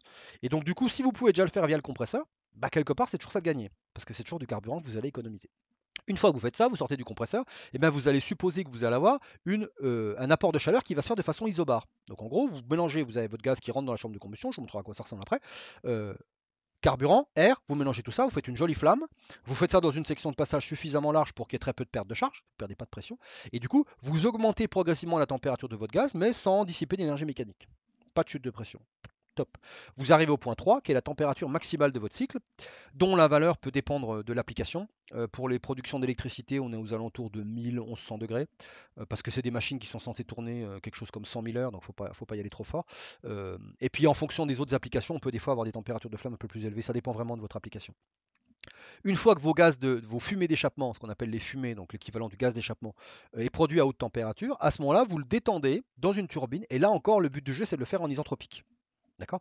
Parce que là, voilà, vous avez une chute de température, mais vous allez aussi avoir, du coup, vous allez céder de l'enthalpie, et là, vous êtes obligé, parce qu'en fait, c'est, comment est-ce qu'on pourrait dire, l'apport de chaleur, il a été fait lors de la combustion, et du coup, toute la réserve d'enthalpie dont votre gaz dispose, qu'il est prêt à céder à votre turbine, il l'a récupéré avant. Donc, il ne faut pas qu'il perde la chaleur ailleurs. Il ne faut surtout pas que le gaz chaud il vienne perdre la chaleur à l'extérieur. Non, non, ta chaleur, tu la gardes, tu es gentil, tu la gardes en enthalpie et tu la détends dans la turbine, parce que c'est ça que je veux. Donc dans ces cas-là, l'idéal, c'est ce qui correspond à l'isentropique. Donc j'ai une détente isentropique. Évidemment, le but du jeu, c'est de produire plus lors de la détente que ce que vous avez consommé lors de la compression. Et le travail net, c'est la différence entre les deux. D'accord? Et puis, En règle générale, on clôt le cycle comme ça, sachant que dans les machines que je vous ai montrées, et dans quasiment toutes les machines qui fonctionnent selon ce principe, c'est plutôt des cycles ouverts. C'est-à-dire que vous avez de l'air qui rentre d'un côté, vous avez des fumées d'échappement qui sortent de l'autre. Donc rigoureusement, cette partie de 4 à 1, elle n'existe pas vraiment. Vous n'avez pas un gaz qui revient dans un échangeur et puis qui repart à l'entrée. Alors, la quantité de travail apportée, la quantité de chaleur apportée, pardon, dans un diagramme TS, c'est les surfaces, d'accord? Vous vous souvenez, dQ c'est l'intégrale, enfin dQ c'est TdS, donc la quantité de chaleur qui est échangée entre 2 et 3, ben, c'est l'intégrale sous la courbe, hein. Ce que vous relâchez sous forme de chaleur lors du refroidissement 4 à 1, c'est ici. Donc automatiquement, si vous supposez que l'ensemble de votre machine est adiabatique, ce qui est le cas, parce que les deux, vous avez deux isentropiques, hein, vous n'avez pas d'échange de chaleur à cet endroit-là, et bien automatiquement, la quantité de travail que vous allez produire, ça va être l'air en rouge ici. D'accord? Toute cette air-là, c'est la quantité de travail produite parce que c'est la différence entre la quantité de chaleur apportée lors de l'échauffement et la quantité de chaleur cédée lors du refroidissement. D'accord? Et si vous voulez comparer ça avec Carnot, eh bien vous vous rendez compte que bah, c'est pas trop mal. Surtout si vous supposez que vos compressions sont isentropiques, hein, ça aide quand même pas mal. Mais surtout, ce que vous voyez, c'est que là où vous avez un maximum d'énergie qui est dissipée, c'est lors de la combustion. Parce qu'effectivement, cette phase de combustion ici qui se passe de façon isobar, elle ne se passe pas du tout de façon isotherme. Mais vraiment pas. Vous avez une augmentation très brutale de la température au niveau du gaz. Et ça, évidemment, bah, comparé à un cycle de Carnot où le but du jeu c'est de travailler avec un apport de chaleur isotherme, c'est pas très très bon. Donc, ce qui explique que vous ayez des rendements qui soient généralement assez bons. Par contre, en efficacité, c'est-à-dire quand on compare ce rendement avec le rendement de la machine de Carnot équivalente, c'est pas foufou quoi. C'est pas voilà. Alors, cycle de Joule, je vais creuser un tout petit peu. Je vais aller vite, mais vous allez voir, vous allez voir où je vous emmène. C'est pas, il y a une vraie finalité, c'est pas juste pour faire du calcul. Donc, à partir du moment où on suppose que les compressions sont isentropiques, on sait que les rapports des températures, sortie compresseur sur entrée compresseur, ou entrée turbine, enfin sortie turbine sur entrée turbine, sont liés par une relation simple, d'accord? Ces rapports de température, c'est via le gamma du gaz, d'accord? Compression isentropique, pas de frottement, pas d'échange de chaleur. L'échauffement du gaz ne dépend que de la nature du gaz, qui est représenté ici par l'exposant gamma. D'accord? Du coup, les débits massiques, et là, il faudra qu'on revienne dessus parce que c'est. Bon, on va traiter ça aussi en application. Le débit qui passe dans le compresseur, c'est par définition le débit d'air. D'accord? Donc ça veut dire que nous, on va pouvoir le relier lors de la combustion au débit de carburant via ce que j'avais appelé le rapport stoichiométrique, l'air-fuel ratio. D'accord? Le ratio air-fuel, c'est ce qui donne cette relation-là. Par contre, comme vous injectez le carburant dans la chambre de combustion euh, entre la sortie du compresseur et l'entrée turbine, bah, automatiquement le débit qui rentre dans la turbine, lui, il est un tout petit peu plus élevé, parce que c'est le débit d'air plus le débit de carburant. Donc c'est ce que j'ai appelé le débit de fumée. On va utiliser cette application, ce nom-là. Alors pourquoi? Je ne sais pas. Je sais juste que dans le domaine des turbines à gaz, tout le monde parle de fumée. C'est les fumées d'échappement. Bon, parce que c'est les gaz, que, je sais pas, c'est un mot utilisé comme ça. Donc retenez fumée, c'est les gaz d'échappement. Donc le débit des fumées, c'est le débit d'air plus le débit de carburant, et ça peut s'écrire débit de carburant fois 1 plus le ratio air-fuel. Du coup, quelles sont les puissances échangées? Parce que là, on fait l'hypothèse dans un cycle comme ça que les compressions et les détentes sont adiabatiques, parce qu'elles sont isentropiques, et aussi que l'apport de chaleur au niveau de la chambre de combustion, il est adiabatique aussi. On va imaginer qu'on a une chambre de combustion idéale, c'est-à-dire toute l'énergie chimique qui est apportée par le carburant via son pouvoir calorifique est utilisée pour augmenter l'enthalpie du gaz. Il n'y a pas de perte à l'extérieur. Vous verrez en application qu'on est plutôt sur 5-10% de perte à cet endroit-là. Mais imaginons que ce soit parfait. Du coup, je peux très bien dire la puissance consommée par le compresseur, c'est le débit d'air fois la différence d'enthalpie. Bah, du coup, c'est un CP delta T. Il n'y a pas de changement de phase, il n'y a pas de choses comme ça. On suppose que c'est un gaz, donc c'est juste avec un CP. Et puis, la puissance produite ici, même chose, mais avec le débit de fumée. Et puis, évidemment, la puissance apportée chimique, c'est le débit de carburant fois le PCI. Donc, si je croise tout ça, je peux arriver à simplifier un certain nombre de choses. Alors, via deux hypothèses fondamentales. La première hypothèse, c'est que les propriétés physiques des fumées d'échappement sont très proches de celles de l'air. Ça ressemble beaucoup à ce qu'on a fait sur les moteurs à combustion interne. Encore une fois, l'écart entre les deux, il est relativement faible et le prendre en compte nécessite beaucoup plus de calculs. Alors, on peut le faire sous Excel, hein, avec un beau tableau Excel bien foutu, ça se fait très bien, hein, c'est pas un souci. Mais c'est quand même du calcul supplémentaire pour un écart à la fin qui est quand même relativement faible. Donc, nous, on va supposer que c'est globalement de l'air, y compris sur les fumées d'échappement. Et en fait, vous verrez, je vous montrerai un peu plus tard, c'est des combustions qui sont très très pauvres. Très très pauvres. On envoie 3 à 4 fois plus d'air que ce qui est nécessaire. Donc au final, vous avez un gaz en sortie qui a comme des propriétés qui sont très proches de celles de l'air. Donc cette hypothèse-là, elle est vraiment. Elle était déjà euh, elle marchait relativement bien pour les moteurs à combustion interne, avec des combustions qui étaient très proches de la stoichiométrie, parce que c'était, vous vous souvenez, les moteurs à essence c'était aux alentours de 1, les moteurs diesel on allait 1,2, 1,3. Là, on parle de combustion avec des lambda qui valent entre 3 et 4. Donc c'est 3 à 4 fois plus d'air. Donc là, c'est vraiment très très proche. Donc c'est une hypothèse qui est excellente. Et du coup, conséquence de ça, bah évidemment, pareil pour l'AFR, comme l'AFR, le AFR réel, hein, le ratio air-fuel réel, il est beaucoup plus important que celui qui correspond à la stoichiométrie, bah, il est très largement supérieur à 1, et du coup, vous pouvez faire l'hypothèse que vous avez les mêmes débits dans les deux parties de la machine. Bon, moyennant ces deux hypothèses-là, c'est là que ça devient intéressant. Enfin, moi, je trouve ça intéressant, mais bon, c'est bon, je continue. Vous vous retrouvez avec une puissance théorique produite qui s'exprime comme ça, donc je vais vous montrer à quoi ça ressemble graphiquement, et un rendement correspondant. Et ce qui est très intéressant, c'est que la puissance produite, elle passe par un maximum. C'est-à-dire qu'en fait, quand on la trace, je vous montre ça juste après, ici, vous avez la puissance à droite, donc j'appelle ça puissance réduite, hein, ça évolue comme la puissance. Ce qu'on voit, c'est que cette puissance-là, elle est produite, elle a une valeur maximale pour un taux de compression spécifique. Donc vous verrez en application, on calculera comme ça.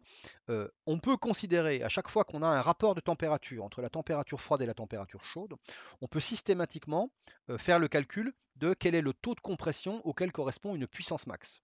La puissance, elle passe par un maximum. Qu'est-ce que ça signifie? Ça signifie que quand vous augmentez le taux de compression, vous allez augmenter la puissance produite. D'accord? Donc ça veut dire que de plus en plus, vous allez avoir une turbine qui en proportion va produire beaucoup plus de puissance que ce que consomme le compresseur. D'accord? Et puis passer à un certain point, et ben en fait, ça va s'inverser. C'est-à-dire qu'en fait, votre travail de compression va devenir de plus en plus important par rapport au travail de détente. Alors, il ne va pas passer au-dessus, votre rendement passera jamais en négatif, votre puissance passera jamais en négatif.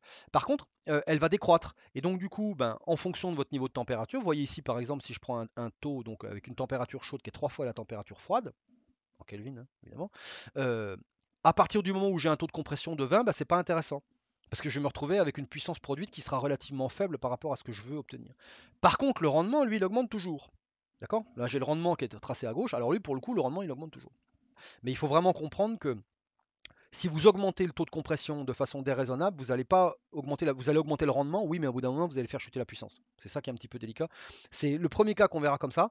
Je pense qu'en triturant les équations sur les moteurs à combustion interne, on pourra obtenir la même chose. Bon, c'est pas le but du cours, mais c'est juste pour, encore une fois, insister sur le fait que c'est pas uniquement des calculs de thermo, c'est que derrière, quelles que soient les performances des machines, quelles que soient les technologies mises en jeu, c'est l'économique qui fait la décision. C'est-à-dire qu'à un moment donné, il va falloir arriver à avoir le système qui soit le plus rentable sur sa durée de vie, en prenant en compte les coûts d'investissement et les coûts de fonctionnement. Et même si vous avez une machine qui est absolument magnifique avec toutes les dernières techno, des chromes et tout, si elle n'est pas rentable, elle servira strictement à rien. Quelques minutes sur le cycle réel. Les compressions détente en règle générale ne sont pas isentropiques dans une machine comme ça. Il y a plusieurs raisons. La première raison, c'est que ça frotte. Vous avez du gaz qui rentre à l'intérieur de la turbine, donc automatiquement il va y avoir une certaine quantité de perte de charge, il va y avoir de l'énergie mécanique qui va être dissipée par frottement à l'intérieur de la partie compresseur. Et donc du coup, ben, ça évidemment c'est un petit peu d'énergie dissipée. Et puis aussi, comme vous avez vu, c'est des corps qui sont relativement massifs qui sont montés sur la même machine. Eh bien, ce qui se passe, c'est que parfois vous avez de la chaleur donc qui vient de la combustion qui va chauffer un petit peu le corps compresseur. En fait, il y a une partie de la chaleur, pas énorme, hein, encore une fois, c'est 5 à 10%, mais des fois c'est largement suffisant pour arriver à ce que cette chaleur elle se diffuse dans le corps turbine et dans le corps compresseur. Et vous pouvez vous retrouver aussi avec des compressions qui sont légèrement réchauffées. Donc, du coup, voilà, rigoureusement, c'est pas isentropique, et c'est pour ça que quand on modélise ce genre de compression, je reviendrai dessus juste après, on le fait en supposant qu'elles sont polytropiques. Et du coup, si moi je trace ça, voilà, le polytropique, ça se traduit par une légère augmentation de l'entropie du gaz entre l'entrée et la sortie du compresseur. Alors c'est pas forcément négatif, ça n'est pas que négatif, c'est négatif mais pas entièrement, pour une raison toute simple, c'est que vous allez effectivement consommer un petit peu plus pour comprimer. Par contre, de temps en temps, vous allez sortir plus chaud que ce que vous devriez sortir en isentropique. Et du coup, vous pouvez vous retrouver avec à payer un petit peu moins en carburant. Donc là, c'est ce que j'ai dessiné, hein. Vous imaginez que vous sortez avec une température donc, de sortie du compresseur supérieure à ce qu'elle devrait être en isentropique. Donc oui, tu as consommé un peu plus, mais en même temps, il sent un peu plus chaud. Donc ça veut dire que la quantité de chaleur que tu vas fournir dans de la combustion sera un peu plus faible que ce qu'elle devrait. Donc au final, au niveau du rendement, c'est pas forcément négatif. Ensuite, donc la combustion, en règle générale, elle va considérer qu'elle est isobare. En pratique, vous avez une légère perte, mais on le prend rarement en compte parce que c'est quand même très très peu. C'est, je ne sais plus exactement, 3-4% de la pression absolue. C'est pas grand-chose au final. Donc En règle générale, on considère que c'est à peu près isobar. Par contre, quand vous sortez au point 3, la partie turbine, là, vous avez une vraie production d'entropie, parce que cette fois-ci, vous avez des gaz qui sont très chauds, qui sortent dans la turbine, et la turbine ne peut pas être adiabatique. Vous avez 1 tonne par seconde de gaz qui sort à 1000 degrés. C'est impossible économiquement d'arriver à isoler complètement la machine pour qu'elle soit parfaitement adiabatique. Il y a forcément une partie de cette enthalpie-là qui est portée par les gaz qui va partir à l'extérieur. Automatiquement, ça va être un petit peu refroidi. Et du coup, vous allez vous retrouver avec un fonctionnement qui ne sera pas du tout un fonctionnement adiabatique. Vous avez aussi des frottements. Et donc, du coup, tout ça participe au fait que vous n'êtes pas du tout sur une détente isentropique. Et donc, quand on fait l'ensemble de ça, quand on réunit un petit peu tous ces effets-là, eh bien, on a un cycle thermodynamique qu'on appelle le cycle de Brighton, qui est censé être celui qui représente le fonctionnement des turbines à combustion réelle. Et donc, du coup, en règle générale, effectivement, on suppose que c'est polytropique. Alors attention, polytropique, ça veut vous dire souvent que la compression, elle est légèrement réchauffée, hein. Donc, c'est pas très très bon. C'est pas du polytropique dans le sens parce que la majeure partie d'entre vous maintenant ont fait le TP compresseur à piston. Donc, vous avez vu que le coefficient polytropique, il était à 1,1, 1,2 grand maximum. Là, on peut très bien se retrouver avec du 1,45, presque 1,50 dans certains cas, avec une compression qui est vraiment réchauffée. Donc du coup, pour terminer sur ces histoires de polytropiques, ça va me permettre d'introduire un concept que je n'avais pas encore introduit jusqu'à maintenant, mais qu'on utilisera cette semaine en application, ne vous inquiétez pas. On considère donc que ces compressions et détentes sont polytropiques, ce qui signifie que quand on veut déterminer leur puissance consommée et produite réelle, on doit le faire par rapport à un modèle polytropique. Donc si je reprends l'expression ici qui correspond à l'équation 4, on l'avait vu lors des compressions détentes, hein, donc c'est le cours numéro 2, je vous mettrai le lien dans la vidéo pour que vous retrouviez la vidéo correspondante. On avait parlé du modèle polytropique et on avait dit qu'on pouvait exprimer le travail massique polytropique comme étant RK sur K-1 fois la différence de température. Ça, c'est ce qui est apporté au gaz lorsque l'on comprime de manière polytropique en massique. Donc évidemment, si vous voulez rapporter ça à la puissance, il faut multiplier par le débit d'air, parce qu'encore une fois, il n'y a que l'air qui passe dans le compresseur. Mais attention, ça c'est encore une fois la puissance qui devrait être apportée au gaz si sa compression était vraiment idéale, si elle était vraiment polytropique. Elle ne l'est pas en règle générale, pour plein de raisons, frottement et compagnie. Et du coup, on introduit le rendement polytropique que j'ai noté ici.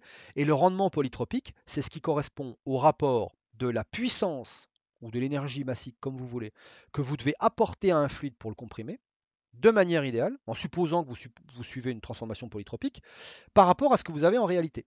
D'accord? Alors deux choses. Je rappelle que le polytropique, c'est un modèle qui va sur une hypothèse très forte, qui est de dire qu'à chaque fois que vous envoyez une certaine quantité d'énergie mécanique au gaz, lui-même va échanger une certaine quantité d'énergie thermique qui est proportionnelle à la quantité d'énergie mécanique échangée. D'accord? Et que cette proportionnalité, elle est représentée par un coefficient qu'on appelle le coefficient K. D'accord? Et que quand ce coefficient K est proche de 1, eh bien c'est comme si le gaz relâchait quasiment toute l'énergie que vous lui apportez sous forme de travail, qu'il a relâché sous forme de chaleur. Et du coup, vous ne faites qu'augmenter sa pression et pas sa température. Si au contraire, il n'échange aucune chaleur avec l'extérieur, alors là, votre cas, par définition, il vaut le gamma du gaz. Et vous êtes très très proche vous êtes en fait sur une compression qui est une compression isentropique. D'accord? Deuxième chose, c'est une compression. C'est un compresseur. Un compresseur reçoit toujours plus d'énergie dans la réalité que ce qu'il devrait recevoir dans l'idéal. Et donc du coup, si vous voulez définir ce rendement polytropique pour un compresseur, et que vous voulez que ce rendement soit inférieur à 1, eh bien, il faut définir comme étant le rapport de la puissance polytropique à la puissance réelle. Dans une turbine, c'est l'inverse. La détente entre 3 et 4, ça introduit un rendement. Alors attention, cette fois-ci, le rendement, il se situe ici. Pourquoi? Parce que quand on définit le rendement polytropique, maintenant, on le définit comme étant la puissance réelle sur la puissance idéale. Pourquoi? Parce qu'une turbine produira toujours moins dans la réalité que dans un modèle idéal. D'accord? Il faut vraiment prendre cette distinction-là parce que vous risquez de vous tromper sur les expressions. Je sais, c'est un petit peu casse-gueule, c'est pas forcément très simple, mais on définit les rendements comme ça parce qu'on veut que ces rendements-là, qui rigoureusement sont plutôt des efficacités, mais je ne vais pas me lancer sur ce sujet-là, on veut que ces deux critères de performance-là soient inférieurs à 1. Et pour qu'ils soient inférieurs à 1, étant donné que le compresseur réel consommera toujours plus que le compresseur idéal et que la turbine réelle produira toujours moins que la turbine idéale, et bien à ce moment-là, on définit en fait on inverse ces deux rendements polytropiques. Et du coup, eh bien, si je veux ma puissance produite par la turbine, c'est le rendement polytropique fois le travail spécifique. Alors attention, le cas n'est pas le même, hein. Vous n'avez pas nécessairement la même quantité, vous n'avez pas le même échange de chaleur typique entre la partie turbine et la partie compression, parce que le niveau de température moyen, évidemment, pas du tout le même, hein, c'est clair.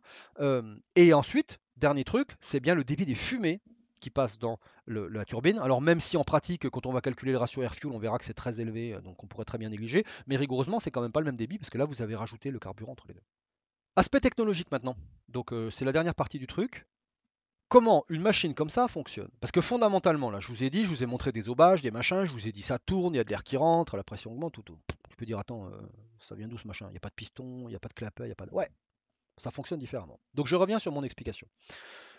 Un étage de compression d'une machine comme ça, c'est systématiquement deux couches. Vous avez une couche de pales mobiles, alors ce qu'on appelle des blades, c'est moving blades ou static blades dans le langage. Et donc du coup, vous avez de l'air qui rentre ici à gauche. Vous avez des aubages qui viennent au contact de cet air et en fait qui tournent. D'accord. Et du coup, l'air qui est initialement est quasiment à l'arrêt, il se retrouve embarqué dans les aubages et du coup, il est accéléré. Alors, il est légèrement dévié vers le bas, ça c'est pas un souci, mais il est accéléré, comme dans un ventilateur. Imaginez un ventilateur, vous voyez un ventilateur, vous mettez la main devant, suffisamment loin du ventilateur, je sais pas moi, à 10 cm, tu sens pas trop le débit d'air. Par contre, derrière, tu le sens beaucoup parce qu'on a vraiment accéléré la vitesse. Donc il y a eu une contraction du tube de flux. Et donc, du coup, vous accélérez votre gaz, donc vous allez augmenter son énergie cinétique. Donc, ça, c'est la partie rotor. Vous voyez ici son énergie cinétique, là, qui est en bleu.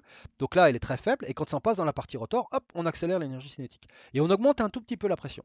Mais pas beaucoup. Parce qu'un ventilateur, par définition, vous savez que ça augmente très très peu la pression. Du point de vue du vocabulaire technique, on parle de ventilateur quand le taux de compression est inférieur à 1,2. D'accord. Entre 1 et 1,2, c'est un ventilateur. Quand vous êtes, pardon, entre 1,2 et 2, vous êtes sur ce qu'on appelle une soufflante. Et au-delà de 2, ça devient un compresseur. Donc c'est vraiment, on comprime très très peu. On accélère beaucoup par contre. Et du coup, qu'est-ce qu'on fait derrière? Eh bien, on met un deuxième étage de haubage fixe, qu'on appelle aussi diffuseur. Et le but de ça, ça va être au contraire de ralentir le gaz. Donc en fait, vous apportez de l'énergie cinétique via le rotor, donc vous accélérez votre gaz, et ensuite votre gaz qui est à haute vitesse, vous l'envoyez dans le diffuseur, et là il va se ralentir, il va se freiner en fait. Sauf que le but du jeu, c'est de le freiner, donc en changeant un peu sa quantité de mouvement parce qu'on le réoriente, mais surtout que cette baisse de vitesse se traduise par une augmentation de pression. Et ça, vous vous souvenez, Bernoulli, P plus ρ z plus V carré sur 2.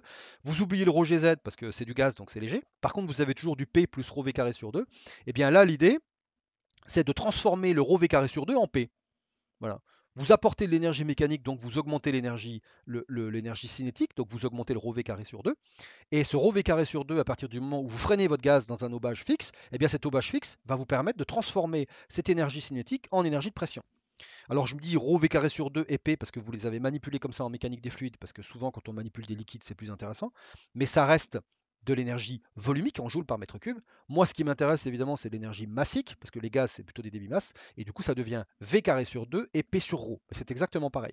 D'accord. La conversion, le stator, donc le diffuseur du stator, le but du jeu, ça va être de transformer le V carré sur 2, donc l'énergie cinétique massique du gaz, en énergie de pression qui devient P sur ρ. D'accord. Et du coup, vous le faites sur un étage, donc vous accélérez, vous freinez, vous augmentez un peu la pression. Vous accélérez, vous freinez, vous augmentez un peu la pression, etc., etc., etc. Et en fait, vous faites ça par étages successifs, et c'est pour ça que dans un compresseur comme ça, vous avez 13, 15, 20, 25 rangs de aubes mobiles, aubes fixes, qui sont alternés les unes derrière les autres. La première servant à augmenter l'énergie cinétique, la deuxième servant à transformer cette énergie cinétique en énergie de pression.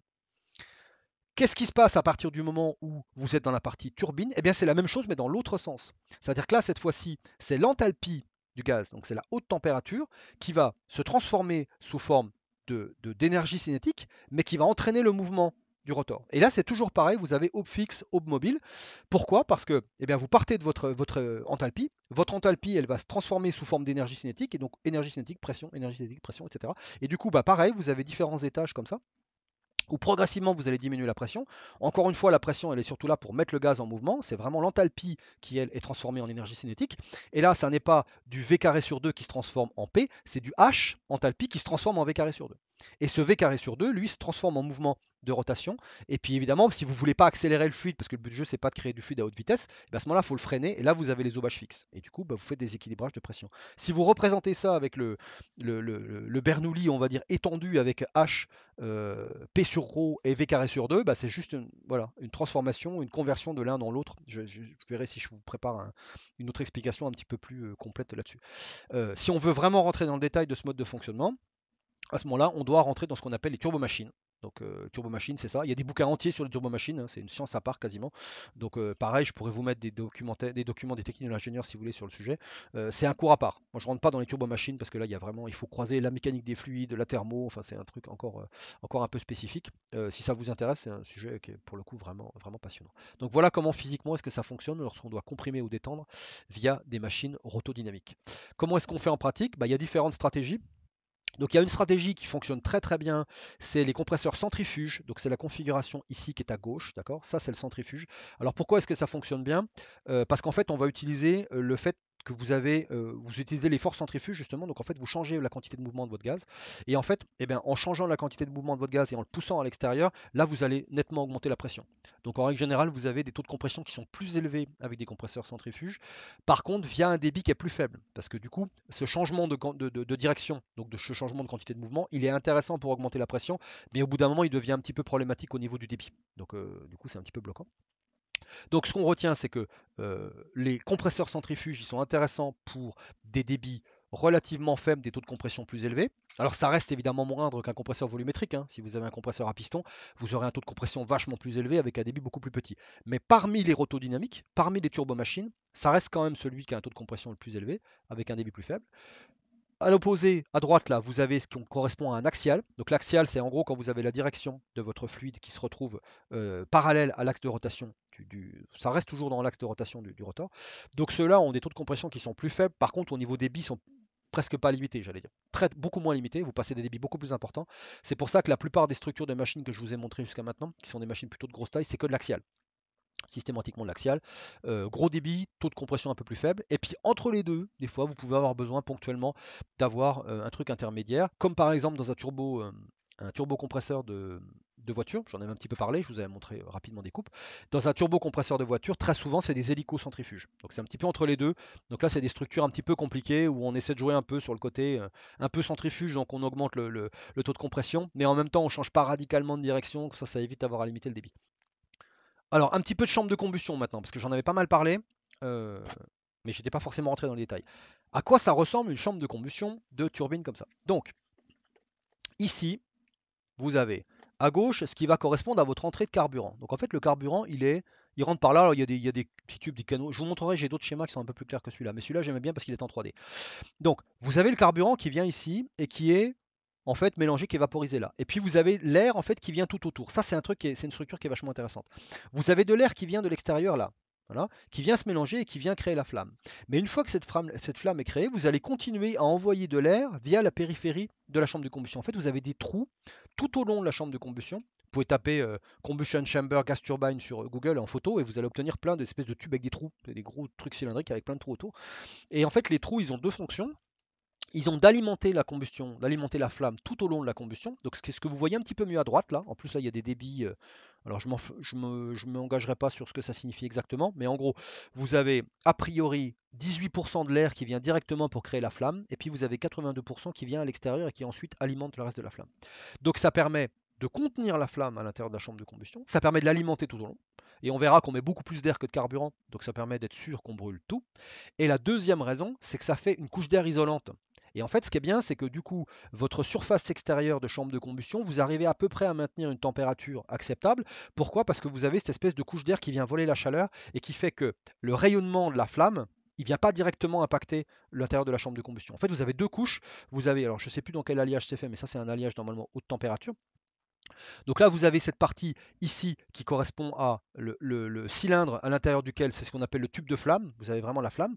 Et du coup, vous avez cette partie-là. Et ensuite, vous avez ce débit d'air à l'extérieur qui, en fait, vient non seulement via la fraction oxygène alimenter la flamme, mais il vient aussi faire une couche isolante. Donc, vous avez un gradient de température qui est énorme dans cette zone-là et qui permet de maintenir la température extérieure à un niveau relativement modeste. Pour deux raisons. Premièrement, évidemment, c'est la durabilité.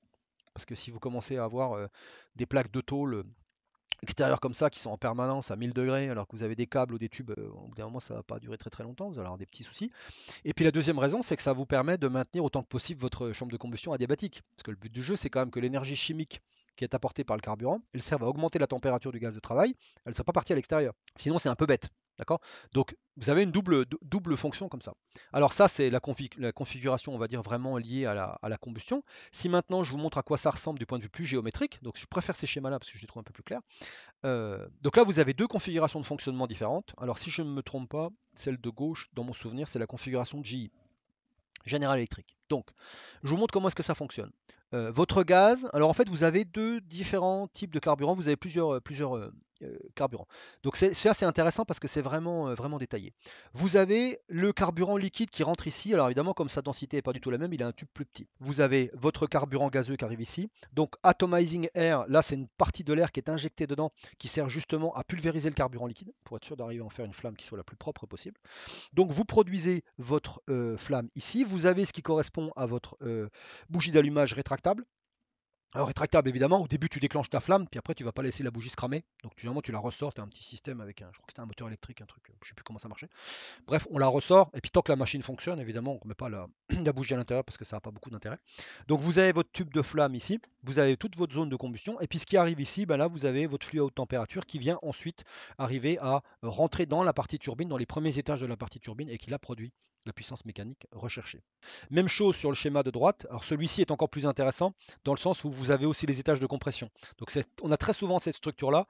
Vous avez la compression et en fait vous faites un virage à 180 degrés pour aller alimenter la partie chambre de combustion. Donc vous voyez ici vous avez la compression, vous avez les derniers étages compresseurs. Votre air il fait un 180 degrés, hop il rentre par là et là il va commencer à alimenter la chambre de combustion. Il rentre aussi par ici et du coup il sert aussi à alimenter et à créer la flamme. Et vous, en fait il faut imaginer que votre flamme elle s'étend sur toute cette surface-là et qu'ensuite vous vous retrouvez avec votre flamme qui est détendue et qui rentre dans la chambre de combustion. Cycle amélioré, et ça sera la dernière partie que je vais traiter aujourd'hui. Donc comment est-ce qu'on peut arriver à améliorer les performances d'une machine comme ça? Alors je vous avais un petit peu parlé de la distinction entre puissance et rendement, ben là ça va revenir un petit peu aussi, c'est-à-dire qu'en fonction des applications, on aura tendance à vouloir maximiser la puissance ou maximiser le rendement. Alors la première stratégie pour ça, c'est ce qu'on appelle le cycle à récupération. Ce que je vous ai expliqué tout à l'heure, c'était que votre air, il rentre ici, il est comprimé, et puis à partir du moment où il est comprimé, il sort du compresseur, et là, on doit apporter de la chaleur via le carburant pour augmenter sa température jusqu'à atteindre la température de flamme. Donc mettons que votre air, il sort, je sais pas, 300 degrés du compresseur. Bon, 300 degrés, vous voulez atteindre une température de 1000 degrés, donc vous avez besoin d'apporter la quantité de carburant qui nécessite une augmentation de température de 700 degrés de votre débit de gaz. Bon. Sauf que en sortie turbine, typiquement, vous avez des fumées d'échappement qui sont à 600 degrés. Ah, tu te dis, attends, j'ai un gaz à 600 degrés d'un côté et j'en ai un que je dois monter de 300 à 1000. Attends, on va pas être bête. On va utiliser ce qui est à 600 pour chauffer un petit peu ce qui est à 300. Et une fois qu'on obtient, donc voilà, imaginons par exemple votre air il est à 300 degrés, donc vous l'envoyez dans un récupérateur, donc il rentre ici au point 2A à 300 degrés, sauf que dans le récupérateur de l'autre côté, vous avez vos fumées d'échappement qui elles rentrent à 600. Donc du coup, ça vous fait une différence de température de 300 degrés. Voilà. Je ne rentre pas dans les calculs d'efficacité d'échangeur, vous verrez ça un petit peu plus tard, mais on peut décemment imaginer que vous vous retrouviez avec votre air qui rentre, mettons, qui sort, mettons, à 550 degrés. D'accord, vous avez chauffé. Donc votre air au point 2, il est à 550 degrés. Et bien du coup, qu'est-ce qui se passe? C'est qu'au lieu de payer pour passer de 300 à 1000, c'est-à-dire au lieu de payer pour 700 degrés de différence de température, vous allez payer pour passer de 550 à 1000. Donc vous allez payer pour 450 degrés de différence de température. Et du coup, à puissance égale, vous augmentez le rendement. D'accord? Pourquoi? Parce que vous avez utilisé une ressource thermique qui était disponible sur place pour faire une préchauffe avant la chambre de combustion. Et du coup, vous ne fournissez plus la chaleur que pour une fraction de ce qui est réellement nécessaire pour atteindre votre température de flamme. Donc ça n'est pas une stratégie de maximisation de la puissance, c'est une stratégie de maximisation du rendement. Donc du point de vue thermodynamique, si je reprends mon cycle de Brighton qui est ici, ça c'est le cycle de base, ce que je sais c'est que la quantité de chaleur initiale que je dois apporter via le carburant, c'est celle qui me permet de passer de T2 à T3. Donc en quantité de chaleur, c'est un diagramme TS, ça va être toute la surface rose qui est ici. Ça, c'est ce que je suis censé payer à la base. Bon. Sauf que si je prends ce qui correspond à mon refroidissement, potentiellement, on ne récupère pas tout évidemment, mais potentiellement, j'ai toute la surface jaune ici qui est dispo. D'accord? Pourquoi? Parce que ça, c'est ce qui va correspondre au refroidissement des fumées à partir du moment où elles sortent à la température T4, qui est de l'ordre de 600 degrés, jusqu'à ce qu'elle atteigne la température ambiante. Donc ça, c'est toute la chaleur qui est contenue dedans. Et puis, qu'est-ce que je peux faire moi? Alors évidemment, il va y avoir un problème qui va être lié au second principe. La chaleur ne va que du chaud vers le froid. Vous ne pouvez utiliser la gamme de chaleur, la gamme de température de votre gaz, qui permet de transférer l'énergie depuis les fumées jusqu'au gaz, jusqu'à l'air. D'accord? Donc toute cette partie ici, à partir du moment où vos fumées d'échappement, elles arrivent à un niveau de température qui est inférieur à la température de l'air sorti compresseur, inférieur à 300 degrés, là, vous ne pouvez pas utiliser pour chauffer l'air. parce que la chaleur va toujours que du chaud vers le froid. Donc là, si vous faites ça, ça risque d'être l'inverse. Là, vous risquez de vous retrouver avec un vrai problème, avec de l'air sorti compresseur qui va se refroidir parce qu'il réchauffe les fumées. Donc il faut surtout pas le faire. Et donc du coup, ce que vous faites, c'est que vous utilisez la partie haute température. Donc entre T4 et cette température ici intermédiaire, il y a la possibilité théoriquement de récupérer toute cette quantité de chaleur ici et de l'apporter au gaz. Et du coup, au final, ce que vous devez produire, schématiquement, c'est uniquement la partie qui est en bleu. Donc vous êtes parti de la partie en rose ici jusqu'à la partie, c'est plutôt, oui c'est du bleu, mais là ça fait violet parce qu'il y a les doubles couleurs, mais euh, au début vous deviez produire tout ce qui était rose et au final vous ne devez produire plus que ce qui est bleu. Pourquoi? Parce que la différence, elle a été fournie par ce qui correspond au rouge. D'accord? Et là tu te dis, waouh, mais c'est génial, pourquoi on fait pas ça tout le temps et tout. Alors, s'il y a un petit problème, c'est que euh, quand on veut faire ça, on se retrouve avec des échangeurs qui sont absolument gigantesques. Ça existe, hein. Ça a existé pendant un certain temps, mais sur des turbines qui font de l'ordre de la centaine de mégawatts, vous vous retrouvez avec un échangeur qui est presque plus gros que la turbine en lui-même. Enfin, c'est gigantesque. Pour arriver à récupérer ça, c'est... En fait, pour que ce soit efficace, il faut que vous ayez un récupérateur de chaleur avec une efficacité vraiment très élevée. Et du coup, c'est énormément de surfaces d'échange. C'est vraiment des surfaces complètement avec en plus des matériaux à haute température. Donc c'est pas appliqué pour tout. Et en fait, c'est pas économiquement rentable étant donné le prix des carburants pour l'instant. Donc en gros, ça veut dire que sauf application très spécifique, je vous en montre une juste après, quand vous voulez faire de la production d'électricité, le récupérateur de chaleur, il est pas intéressant. C'est vraiment pas rentable. Ça s'équilibre pas par rapport au prix du carburant. Par contre, prenez du carburant et multipliez son prix par 3 ou 4. Alors là, je vous garantis qu'on va se mettre à fabriquer des récupérateurs partout, parce que là, ça va commencer à devenir sympa. Alors, quelle application existante? Je suis désolé pour le côté belliqueux de l'application, mais j'en avais pas beaucoup d'autres sous la main. C'est la motorisation du char Abrams. Donc le char Abrams, c'est un des chars de l'armée américaine qui est motorisé par une turbine gaz. Et en fait, alors là pour le coup, l'idée c'est pas le rendement, hein, parce que en général les bidas ils s'en foutent un peu. Par contre, c'est l'autonomie. Parce que là, l'idée c'est quand même d'avoir, avec une quantité de carburant, sachant que les militaires ils brûlent n'importe quoi, hein. Les systèmes de combustion sont faits pour que dans n'importe quel pays, tu prends n'importe quelle pompe, tu fous dedans, ça démarre. Faut pas se poser la question sur la pollution, mais alors par contre, ça tourne avec absolument n'importe quoi. Et donc, dans ces cas-là, évidemment, l'idée c'est de maximiser pardon, l'autonomie. Il faut pouvoir faire le maximum de kilomètres, sachant qu'un char Abrams, c'est pas une mobilette, hein, donc en termes de poids, vous imaginez la puissance. Donc, vous voyez, c'est un truc, ça fait 1 mégawatt, hein. Ça fait plus d'un mégawatt de, de production de travail. Donc, en gros, un mégawatt, si je me trompe pas, ça fait 8-10 fois la puissance d'une voiture individuelle. Évidemment, c'est pas le même poids derrière, hein, forcément. Par contre, ce système-là, eh ben, il se base effectivement sur un récupérateur de chaleur. Alors, à quoi ça ressemble très rapidement? Votre air ici, il est aspiré ici à gauche, donc il est rentré, il est comprimé là. Vous avez ce qui correspond donc à vos chambres de combustion. Donc là, c'est une chambre de combustion en forme de tor, c'est toroïdal. On rentre donc du coup l'air ici, on brûle et puis ensuite on détend. D'accord? Donc vous avez la phase de détente ici. Et ce qui se passe ensuite, c'est que l'air des fumées, il passe au travers de ça. D'accord? Donc de tous ces tubes. Et en fait, l'alimentation en air de là, normalement, il y a une connexion qui fait que vous passez au travers. Mais surtout, ce qui est intéressant, c'est que vous voyez que le volume de l'échangeur, il est quasiment équivalent au volume de la turbine. Pour un truc qui fait que 1 mégawatt. Donc vous imaginez, pour 400 mégawatts, vous avez un bâtiment entier, c'est que des échangeurs. En plus, avec des surfaces, avec des tubes qui sont relativement... euh, avec des matériaux chers, parce qu'évidemment, tout ce qui est en face de la sortie fumée, c'est quand même sur des températures qui sont relativement hautes, donc vous faites pas ça avec des plaques d'aluminium, quoi. Donc ça peut devenir un petit peu compliqué. Par contre, c'est une stratégie qui existe, c'est une stratégie qui peut potentiellement être appliquée. C'est un problème de coût de carburant.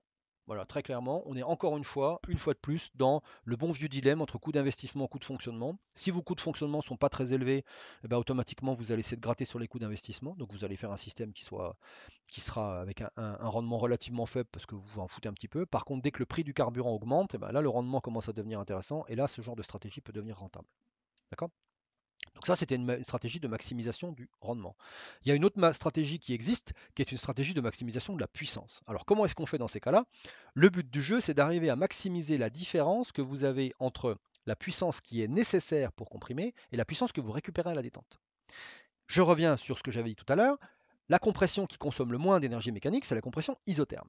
D'accord? Mais je vous avais dit, c'est pas forcément rentable parce que si vous faites ça, vous allez consommer plus de carburant. C'est vrai. Donc vous allez faire chuter le rendement, mais vous allez augmenter la puissance parce que votre compression, elle va consommer beaucoup moins que ce qu'elle devrait par rapport à votre détente.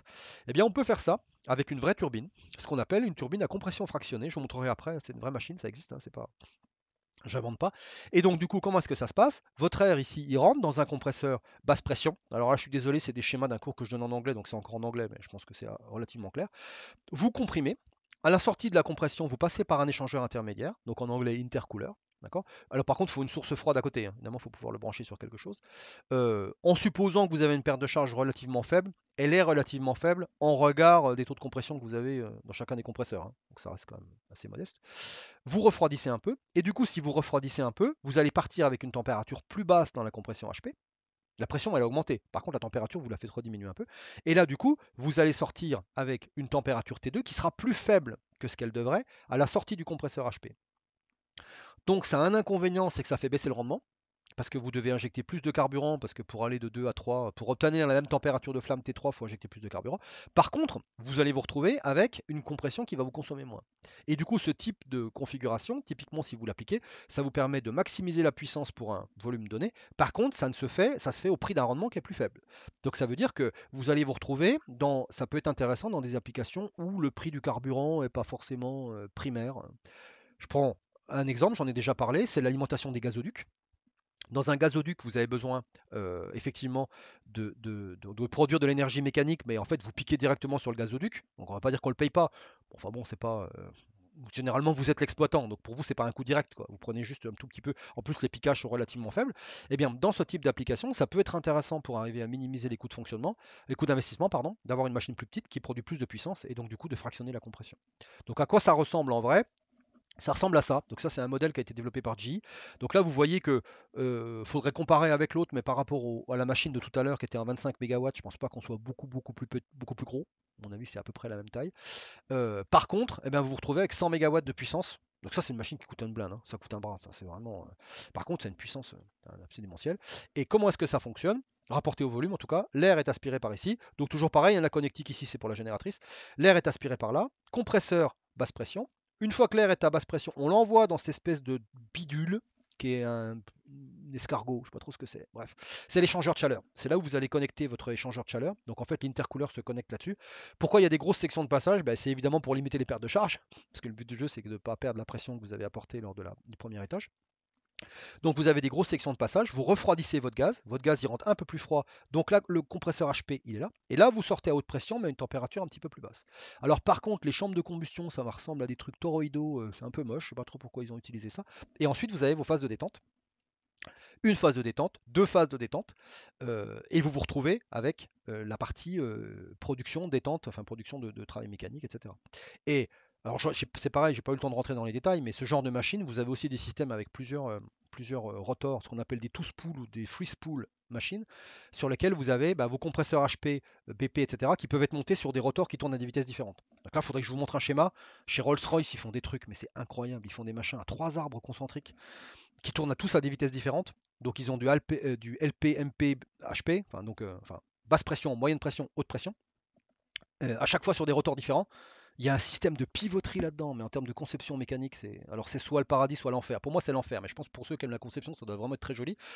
Donc voilà, à chaque fois, c'est des technos qui sont relativement chers et qui, encore une fois, ne se justifient en termes d'usage que quand vous êtes sur des applications qui sont vraiment très particulières, très spécifiques. D'accord? Donc ça, c'est pour maximiser la puissance. Et puis une dernière stratégie d'amélioration du rendement, cette fois-ci, et celle-là, elle est extrêmement répandue. Ça, il faut vraiment que vous sachiez ce que c'est. Ce qu'on appelle un cycle combiné. Donc qu'est-ce que c'est qu'un cycle combiné? Quand vous produisez vos fumées d'échappement dans une machine comme ça, en dehors du fait que c'est des débits qui sont relativement gros et que c'est des débits surtout qui sont en continu, c'est ça qui est aussi, il y a un côté un peu intéressant, vous les produisez à des températures qui sont relativement élevées. Vous pouvez très facilement sortir à 600 degrés. Donc, la machine en elle-même, elle peut typiquement avoir un rendement qui est supérieur à 40%. Vous avez un rendement qui est à 40% et il vous reste encore un débit énorme de gaz qui est à 600 degrés. Tu te dis, attends, mais on peut quand même utiliser ce truc-là. 600 degrés, c'est quand même large, quoi. Pour ordre de grandeur, une centrale nucléaire, ça fonctionne avec une source chaude qui est à 300 degrés, hein. Le circuit primaire qui sort, l'eau du circuit primaire qui sort du réacteur, elle est à 330 degrés. Là, on est à 600. On va quand même pouvoir faire un truc. Voilà. Donc qu'est-ce qu'on fait? Eh bien, on utilise le flux des gaz d'échappement pour alimenter une seconde machine, d'où la notion de cycle combiné. Cette seconde machine étant très souvent une turbine à vapeur. Et ce qui est vraiment intéressant, c'est que du coup, vous allez multiplier, vous allez augmenter la puissance produite, mais par contre, vous ne changez rien sur la quantité de carburant, parce que vous augmentez le rendement de l'ensemble, mais en fait, vous envoyez la même quantité de carburant. En fait, le carburant, il est déjà payé. C'est-à-dire que le fonctionnement de la machine qui travaille en cycle combiné, ben, c'est gratos, puisqu'elle travaille sur de toute façon de la chaleur qui a déjà été produite, déjà été consommée. votre jet de gaz à haute température, votre flux de gaz à haute température, ou vous le dissipez dans l'ambiance et il ne sert à rien, ou vous le moulinez, vous le valorisez pour en faire de l'électricité. Mais ça ne vous coûte pas plus cher. Ça vous coûte juste le coût d'investissement. Et du coup, c'est pour ça qu'aujourd'hui, il y a très très peu de centrales qui se basent sur ce système-là, qui sont vendues sans cycle combiné. Maintenant, c'est vraiment le truc de base, et ça vous donne des rendements bruts à 60%. C'est ce qu'il y a de. Sur les grosses puissances, il n'y a pas mieux que ça. C'est les systèmes les plus efficaces parce que vous vous retrouvez à exploiter plus de 60% de l'énergie chimique qui est contenue dans votre carburant pour en faire de l'électricité. Donc il y a très très peu. C'est un investissement supplémentaire, mais si vous imaginez que vous augmentez le prix de l'électricité, ça va nécessairement devenir de plus en plus rentable. Donc à quoi ça ressemble en pratique? Donc vous avez votre structure turbine gaz classique, hein, donc compresseur, chambre de combustion, le carburant, la turbine. Ça alimente une première génératrice gaz, d'accord, qui permet d'alimenter le réseau, synchronisme, etc. Vous avez compris. Sauf que maintenant, au point 4, ce que je fais, c'est que mes fumées d'échappement, je les balance ici dans un générateur de vapeur. Alors, pour ceux qui suivront le cours de thermo avancé, je vous montrerai comment à quoi ça ressemble et comment est-ce qu'on l'utilise dans un cycle à vapeur. Mais là, en gros, les autres, retenez que euh, votre flux à haute température, en gros, il va servir à faire bouillir de l'eau. Là, vous avez un cycle moteur, turbine à vapeur, d'où le TV ici. Donc là, vous avez de l'eau, et du coup, cette eau, alors, elle est sous forme liquide en sortie condenseur. Bon, il y aura des vidéos, même pour ceux qui ne suivront pas le cours, vous pourrez quand même regarder les vidéos si vous voulez comprendre un peu comment ça fonctionne. Et ensuite, votre eau sous forme liquide, on la passe par une pompe.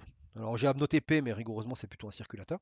C'est une pompe, vous augmentez la pression et ensuite vous faites bouillir votre eau. D'accord. Donc en fait, vous augmentez son enthalpie, parce que l'enthalpie d'une vapeur est beaucoup plus importante que l'enthalpie d'un liquide. Vous apportez de la chaleur pour augmenter son enthalpie, et cette haute enthalpie, vous allez la détendre dans une turbine vapeur, qui va vous produire de l'électricité. Et ensuite, évidemment, c'est un système en boucle fermée, hein. Là, pour le coup, c'est pas un moteur à combustion interne, c'est un moteur à apport de chaleur externe. Eh bien, cet apport de chaleur externe permet d'alimenter la TV, la turbine vapeur, qui ensuite va alimenter une génératrice. Et du coup, vous avez deux génératrices différentes et vous n'avez toujours qu'une seule entrée de carburant. C'est toujours la même quantité de carburant qui est consommée. Sauf que vous avez augmenté le rendement de l'ensemble du truc. Avec évidemment des coûts d'investissement plus importants. Mais encore une fois, il y a plein de cas où ça se justifie économiquement sans aucun problème. Et vous avez deux génératrices différentes. Et ensuite, eh ben, il y a plein de configurations qui existent. Vous pouvez imaginer avoir une turbine gaz avec deux turbines vapeur, trois turbines vapeur, deux turbines gaz, une turbine vapeur, ça c'est plus rare, 2, 2, 2, 3, 2, enfin, après vous pouvez imaginer tout ce que vous voulez, et ça vous donne énormément de flexibilité, parce que du coup ça veut dire qu'en fonction de la demande, vous pouvez travailler en cycle simple avec un rendement relativement faible, pourquoi pas, parce que vous avez besoin que de ça en puissance. Par contre, si vous avez une augmentation de puissance, évidemment prévue suffisamment à l'avance, vous avez la possibilité de démarrer la turbine à vapeur, et là vous avez un surplus de puissance, mais sans augmenter votre quantité de carburant. Ça peut être fait comme ça. En règle générale, on essaie plutôt de les faire travailler plutôt sur des points de saison, sur de la gestion électrique saisonnière sur plusieurs mois. Mais enfin, ça donne ce type de flexibilité. Et ça, c'est extrêmement intéressant parce que, ben voilà, du point de vue pratique, vous obtenez avec ce genre de machine des rendements que vous ne pourriez pas obtenir avec d'autres technologies. Ça, c'est vraiment très largement ce qui est le plus efficace.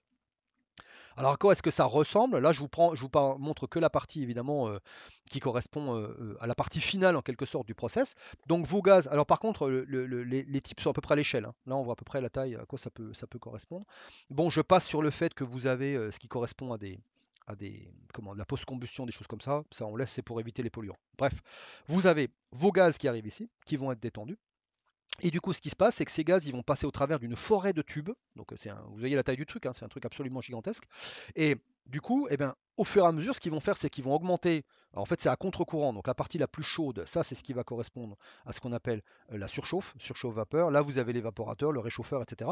Et en fait, on va utiliser un maximum de l'enthalpie contenue dans ces gaz d'échappement pour arriver à chauffer la vapeur d'eau. D'accord. Donc, vous arrivez à produire votre vapeur d'eau. Et puis, à la fin, bah, vous vous retrouvez avec des gaz qui sont à relativement basse température. Je ne sais pas exactement, mais je pense que c'est de l'ordre de 200, 250 degrés. Et donc, du coup, vous avez récupéré énormément d'enthalpie là-dessus. Et cette enthalpie-là, du gaz, elle a servi à augmenter l'enthalpie de l'eau dans le cycle vapeur, qui lui-même a alimenté une turbine. Alors, qu'est-ce qu'on retient de ces histoires de turbine à gaz? Je ne vais pas forcément aller plus loin parce que j'en ai déjà dit quand même beaucoup. Évidemment, ce que je voudrais que vous reteniez de tout ça, c'est le mode de fonctionnement de ce type de machine. D'accord. Encore une fois, une formation arts et métiers, c'est aussi de la culture technique. Donc il faut aussi que vous soyez capable de retenir, de comprendre, et même idéalement d'expliquer la différence entre une turbine à combustion et un moteur à combustion interne. Ça reste un moteur à combustion interne, sauf que au lieu d'avoir une machine à flux discontinu avec des ouvertures séquentielles de soupapes, etc., eh bien, vous retrouvez quelque chose qui est en continu. Donc c'est plus efficace parce qu'il y a moins de frottement. Par contre, vous ne pouvez pas changer les régimes rapidement et du coup c'est très très mal adapté aux problématiques de transport. Par contre, c'est très bien adapté aux problématiques de production d'électricité. À la limite, si vous avez le coût d'investissement, si vous avez l'argent nécessaire pour investir, il vaut beaucoup mieux pour de la production d'élec avoir une turbine gaz qu'avoir un groupe électrogène avec un moteur. Sauf qu'évidemment, l'investissement n'est pas le même, et donc du coup, on ne peut pas toujours se le permettre. Et donc du coup, du point de vue constitutif technologique, on comprime en continu et on détend en continu via des machines rotodynamiques, via ce qu'on appelle des turbomachines. Le processus de combustion, lui, il est stationnaire. Il est beaucoup moins complexe et beaucoup moins polluant et beaucoup plus efficace que celui qu'on a dans un moteur à combustion interne. On verra en application, j'en avais un tout petit peu parlé quand on avait fait le cours de thermochimie, on verra en application que la stoichiométrie de la combustion, elle est réglée de telle manière à ce qu'on obtienne la température de flamme qu'on veut. Donc en fait, on injecte suffisamment d'air pour diluer, pour obtenir la température de flamme qu'on veut. Donc on a généralement des combustions qui sont très maigres, qui sont stationnaires, qui sont avec des jolies flammes diluées et tout. Donc rapporté à la quantité de kilowattheure produit, c'est quand même beaucoup moins polluant que dans un moteur à combustion interne volumétrique. Par contre, évidemment, ça ne fonctionne pas en régime variable. Et du coup, évidemment, il y a pas mal de stratégies d'amélioration, dont la principale est celle du cycle combiné. J'ai fait à peu près le tour de ce que je voulais dire. Je vous ai mis évidemment quelques références que vous pouvez me demander. Donc, bonne pause, bonne fin de matinée, et puis à bientôt. Au revoir.